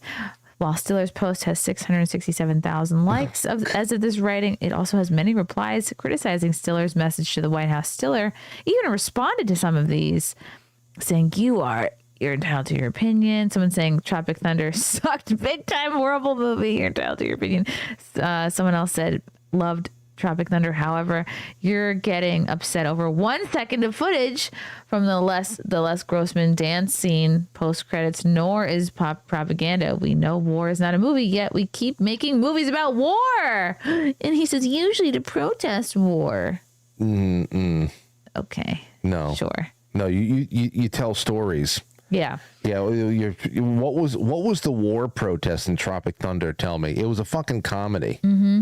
Other comments said that the White House account's use of the clips, including one from Tropic Thunder, falls under the fair use legal doctrine. Yeah. So the White House doesn't need anyone's permission to use them in this manner. And they don't give a shit. He ultimately doesn't care because he got 676,000 likes from, and that's the thing that's still out there. There's just so many ready-made. And Hollywood can see, oh, look where his loyalties are. Good job, Ben Stiller. We can keep giving you work. Well, he's one of those guys that's made in the shade at this point. Yeah. Yeah. So it's the simple Jack. Oh, yeah. Right. Oh, okay. Perfect. Remember when you acted like a retarded person? I know. Listen, he was protesting the war. Of course. Yes, this was a war protest. You needed to have Simple Jack in there because it was. How could you complete a movie that's there to protest war if you didn't have Simple Jack added in there? Scroll down a little bit. Ben Stiller has been a vocal critic of Trump, campaigning for his opponent Kamala during the presidential election campaign. Yes, always very critical of the administration, doing his due diligence. It's unsurprising that he doesn't want the administration to use the footage. He can't legally prevent it. However, Stiller was also one of over 400 celebrities who signed a letter asking Trump to prevent AI companies from weakening copyright protections for the films, television series, artworks, writings. Wow, so it's almost like Stiller is part of all these celebrities asking Trump for a favor, asking Trump to look out for their career. Yeah, well, I guess he would say that, well, I would do that for anybody. That's an interesting story in and of itself. I think that the Supreme Court just decided not to actually hear a case about AI, whether or not intellectual property rights could be applied to things that were generated through AI tools. That's true. Yeah. Yeah. They just decided that copyright will not Like nothing AI generated can have copyright status. Yeah, and it essentially it has to be created by human hands. Yeah. Even if there is a person that has an original idea that they're prompting this thing to do, that's what it came down to. I'm not sure the specific down to that much of it, but it's interesting. We're knocking on that door, but yeah, what bunch of bullshit. Scroll down. Let's see. White House has not responded to Stiller's request to remove the clip. The video remains on the account. Good for you, Baron. As does a picture posted on the same day that uses an image inspired by the new video game Pokemon Pokopia to say "Make America Great Again," the slogan of Trump's campaign and administration. The Trump admin has been using pop culture images in its social media posts over the past several months, while the Department of Homeland Security famously using a halo image and a slogan as a recruitment, and it's been working. Ad for immigrate for ICE. These posts seem to elicit equal amounts of anger and approval, as one would expect in a politically divided country. I say keep it going. Yeah, hurry up. I say keep it going and hurry up. Got to get. I don't know. Yep, it was really much a Streisand effect, they're saying. Well, good. It seemed like a fair use situation to me too, but I actually had not even seen the clip until we watched it together. So I'm surprised that he made it trend, and now we all watch the clip. I would have never seen that clip otherwise. Les Grossman, 1.5 seconds. Wow, what a bitch! Yeah, stop it immediately. Still a bitch. Indeed. Wow. Did we miss any other chats or questions for Frank in the chat here? I want to make sure we're. Well, at one point when you read it, everyone was saying the answer to the riddle was worthless. Worthless? I don't get it. Gosh. Good job. Good See, job. the chat always knows. No, I got that one. I watched enough Star Trek Deep Space Nine and Star Trek. It was essentially the whole Patrick Stewart, that whole thing. You know, I just remember all those memories I've had, or usually just like summertime, late nights. I had the freedom to stay up a little bit later in the summer because it wasn't school, and trying to find things on TV, and you'd find reruns of those Star Trek classic television series from back then. That was they were on like Pix 11 and everything, and I used to settle on them at 11:30 at night. I'd settle on them, and I actually had a good time because at least it was some good escapism. They're in space. They're using things that kind of look like blasters from Star Wars. Like I said, I'm a Star Wars guy, so I took it. I know about Data and Worf and Picard, and I kind of know everybody. But damn. Do you have to show everybody your shirt, Frank? What? You took off your sweater and everything. I want to make sure people can took off my sweater. And appreciate. Thank God I shirt. did. Because it would have gotten really hot. No, Stu nods, all of you, and it's JC. Isn't that funny? Yeah, he's you know, it doesn't matter what he tries. We are just a bunch of bumbling fools. Erica in the chat wants to know if you've had any interesting dreams lately. Yes. Really? Yes. Anything that you can share? I had it's a shit dream. Like about poop? Yeah. Cool. Well, last night I had a dream. Somebody sent me a video of Chris Farley talking about being on somebody's radio show and discussing why he couldn't take on doing the Cable Guy that Jim Carrey did. Oh. Because he was under contract to get 2 movies in with David Spade, and they had to do Black Sheep. They had just done Tommy Boy about a year or so ago before that. And so he was talking about that. I already had Chris Farley on my brain, and Chris Farley and David Spade showed up in my dream last night. And I what the hell did I tell them? I thanked them for their work. I said, hey, wow. I said, you guys were almost like big brothers for a lot of us coming up, because they were so young when they were doing those movies, but we were all in middle school. Yeah. And then Chris Farley died when I was in 7th grade. On the night of our Christmas play, actually. How old was Chris Farley when he died? He was like not 40 yet. No way. No. But we were devastated. But the 2 nights before that, I had this awful dream that the entire time when I was in the dream, I knew I had to take a shit. And I was fine. I woke up and I had shit the bed. Oh, God. But I was 33 when he was died. 33? 33. There you go. It's a very Too big year. young. Also the Jesus year, right? Yep. Crucifixion year. Wow. So I found this toilet, but it was in the middle of my, it was completely wide open. Like it was in the middle of my father-in-law's big house. No privacy. No house. No privacy. There was just it's like, think about like an open room, and there's a toilet in the middle of it, and there's no privacy. And I'm like, okay, well, I have to take a shit. So I guess I'm the show. I sat down, and I'm just sitting there like, this is just not right. And then people are walking past me, and they went, that's the most disgusting thing I ever saw. And Wow. and I'm like, okay, I have to go outside. And I actually chose at the end of the dream to go outside. I'm still at my father-in-law's. There's snow on the ground. I decided, because he has like patches of woods I around always his. wanted to poop in the snow. That's what I did. I went outside into a patch of woods by my father-in-law's house. There's snow on the ground, and I just popped a squat in the woods, and I took a shit, and this thing was enormous. So not an igloo, but an ig poo. Yeah, that's called a nightmare, said Snowman. I don't know what the hell it was. I had told my wife about it the next day. I said, I took it. Terrence in the chat says Frank shat his sheets. I was at your. I said, Lauren, I was at your father's. India. People are walking past me and they're judging me, and I'm like, well, there's a toilet in the middle of the room. What am I I've had supposed to? kind of a dream like that. Like, not that I'm shitting in front of everybody, but like I'm naked in front of people. So it's that same. I think it's the same vein. Like, oh, you're embarrassed. Like you're vulnerable. Yeah, people say that those dreams are more so about feeling unprepared and vulnerable and all that other stuff. And I can get that. I get that. I've had quite a few really. Another dream that I think about that really, really always got me was me and Anthony. We had this incredible opportunity to play a gig opening up for a big band like a Metallica or something like that at Meadowlands, like at a stadium.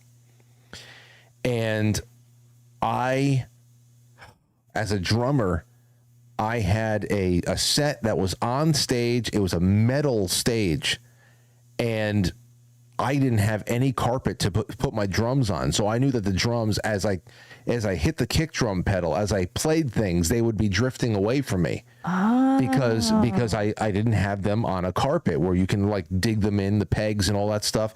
And then not only did I know that these things that I didn't have a carpet, but I didn't have any ear monitoring, and all I had was this tiny little Epiphone guitar case, the guitar speaker that I usually used back then when I was in our other band. I would take a line out of my rhythm guitarist's speaker, and I would put it into the line in of this tiny little Epiphone speaker, so I can prop it up and I can get some kind of monitoring from my rhythm guitarist while we played, so I could just keep up, because I couldn't hear anything back there.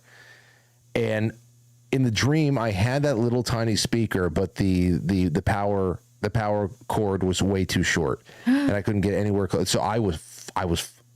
That's like a 15-year-old dream that still like gets me like, cool. We're in Giant Stadium. This is our big shot. Your cord is too short. The cord is too short, and I don't have a carpet for my drums. Isn't that a man's greatest fear? Is that his cord will be too short? It is until you find just somebody not that doesn't that care. They adequate. love you for who you are. They love you no matter your cord. Yeah. Viking. Damn it, Viking. Damn it, Viking. You had a dream about Tim Pool? I should have ended the show 10 minutes ago. Yes, everyone knows this. Everyone knows about my Tim Pool dream. I had a dream that, like, gosh, I maybe forget the details now, but I think I saw him coming out of the shower, or something involving a shower. Like, in the dream, he showered with his beanie on, and then part of the dream was like that he went down on me. And then I remember in the dream being freaked out. I was like, oh no, I'm married. Like, this is terrible. How could this happen? Like, I was genuinely upset in a dream. You people probably remember the details. Is this how you got the job down in Florida? No. He probably does not. I would hope that he doesn't know this story. And I'm sure he doesn't watch my show. I prefer that. Showered with the beanie on, then he went down on you. Yeah, I don't know. I don't know the details. Oh. But even in my dream. Oh, man. Well, you're going to have to tell him that one day. And I was just. Well, he's going to see this now. No, he won't. Unless one of you idiots clips it. Don't do it. Oh, my God. Well, you've told this on the show before? Oh, yeah, many times. I can't, it's odd. It's just so weird. I remember telling back years ago, I actually had a little bit of I don't know, not like a friendship with Styx Hexenhammer. But back around 2016 or something like that, he came on the show once, and every once in a while, I would DM him and see if we can get a date to come back on and all that stuff. And we were at least a little bit casual. And I had a dream that he was in my front lawn taking up pavers from my front walkway. And those are expensive. I know. And as he pulled them off, he looked underneath the pavers and he said, lawn tacos. And underneath the pavers were these tacos, but they didn't look like hard shell or soft shell. They looked like artichokes. Ugh. The whole fucking thing was weird. He learned about that one and he commented on that. He like, that was weird. Styx That is so weird. Yeah. Oh, that's neat. The Styx Hexenhammer weird. I haven't had a dream in a while now that I think about it. It's been like, I don't know, weeks or months. And I normally my best dreams I have is if I fall asleep with the baby like for his nap time. I don't really dream at night anymore. I'm too anxious. I'm just awake, like listening to everybody sleep, and then I fall asleep at 2. That's me every day. We'll see. Now I can't wait to see what the hell pops up tonight. I can't wait to see. And write them down. Don't forget them. You know what I was telling my brother actually earlier on today. I said I really wish I can get myself into the habit. I don't know how I can do it. My show ends at 9:00 every night. I come home when I upload it to the podcast and everything like that. I could, even if I rushed, I couldn't get in bed before 11 o'clock. But I gotta get to bed earlier because the later I stay up, the more existential I think. Dread. Yeah, there's something about it's if you stay up late, you can either possibly potentially get a lot done, but then if you're just up with your thoughts and it's like the quiet of night, and it is deafening. You think about death. Oh no! You know how it's coming, but Jesus has got you. It's not. I know when it actually happens. I don't think it's going to be scary. I think it'll be like when it's supposed to happen. Yeah, when I think about death now, I just worry about screwing over the people that are going to still be alive. No, that's what I'm talking about. It's more that really comes down to a couple things: suffering and unfinished business, and just making puzzles you haven't finished and videos you haven't updated. Yeah, or did I leave my daughter in a good position? Yeah. Did I impart everything I could to her? Did we have enough time? And I feel like everything's. But I'm saying these are late night thoughts. So I told Anthony, I said I got to get to bed earlier. I don't know what the hell it is. What about creating a journal or something for her? I don't know. If you have little wisdom nuggets, yeah, she can just listen to you. She's got 40 years of video on me. Wow. Almost 40 years. She can watch every year of my life. And not only that, if Aurora can actually go, I have family archives that I've become the family archivist. I took all of our VHS and our 8mm and all that stuff, and I digitized it over the last however many years. I've got my great grandparents young from the 50s dancing around. All that. She can go back to as far as her great grandparents. Wow. And see all of these people that she knows. Cool. So you might have to help me with that because I have a big old Ellis Island trunk full of I got you. I know. Photos from my grandfather. I got the guy that you can contact. Literally hard slides. I have a guy for you. He lives in Teaneck, New Jersey, and I've been using him for years. His name is Alan. He's fantastic, and he'll scan your photos. Wow. He will digitize audio, video, put it onto flash drives, put it onto whatever the hell you want. Okay, cool. So I got a guy for you if you need him. I'm gonna talk to your guy. Where else can people find you, Frank? What are you working on? Where can they follow you? Well, every night at 7:00 I'm live on Quite Frankly everywhere on YouTube and Rumble, but QuiteFrankly.tv is a good place to just keep up with the Joneses, and that's where we're at. And we do current events and culture and mysterious bullshit. You'll be on the show on Monday night. Monday. I'm so excited. So she'll be on with me on Monday. You guys got to come by and we'll talk Unless about. you're sick of me and cancel. We'll talk about Lakewood, New Jersey the whole night. I don't know what else. Yay! And then who the hell knows? It's a whole bunch of good stuff. When it gets warmer, we could do some kind of event together. Like I know, like my content house conflicted with your event in September, so I don't know. Maybe we'll try to think of something. Yeah, well, I'll let you know what we have. We started formulating something for June, so maybe you jump on that a little bit. Who knows? We'll figure it out. Awesome. Thank you so much. And one final super chat from Viking. Another great episode. Thank you, Viking. You do great work, Chrissie. I just sit here. Yeah. You do great. You're the smart person in this whole episode. Yeah, well, I mean, this is what you do, though. That's what I'm saying. You do good work. And sometimes the best thing a host can do is just sit there and let somebody talk and destroy their show. Or say the N-word. Yeah, say the N-word a gratuitous amount of times.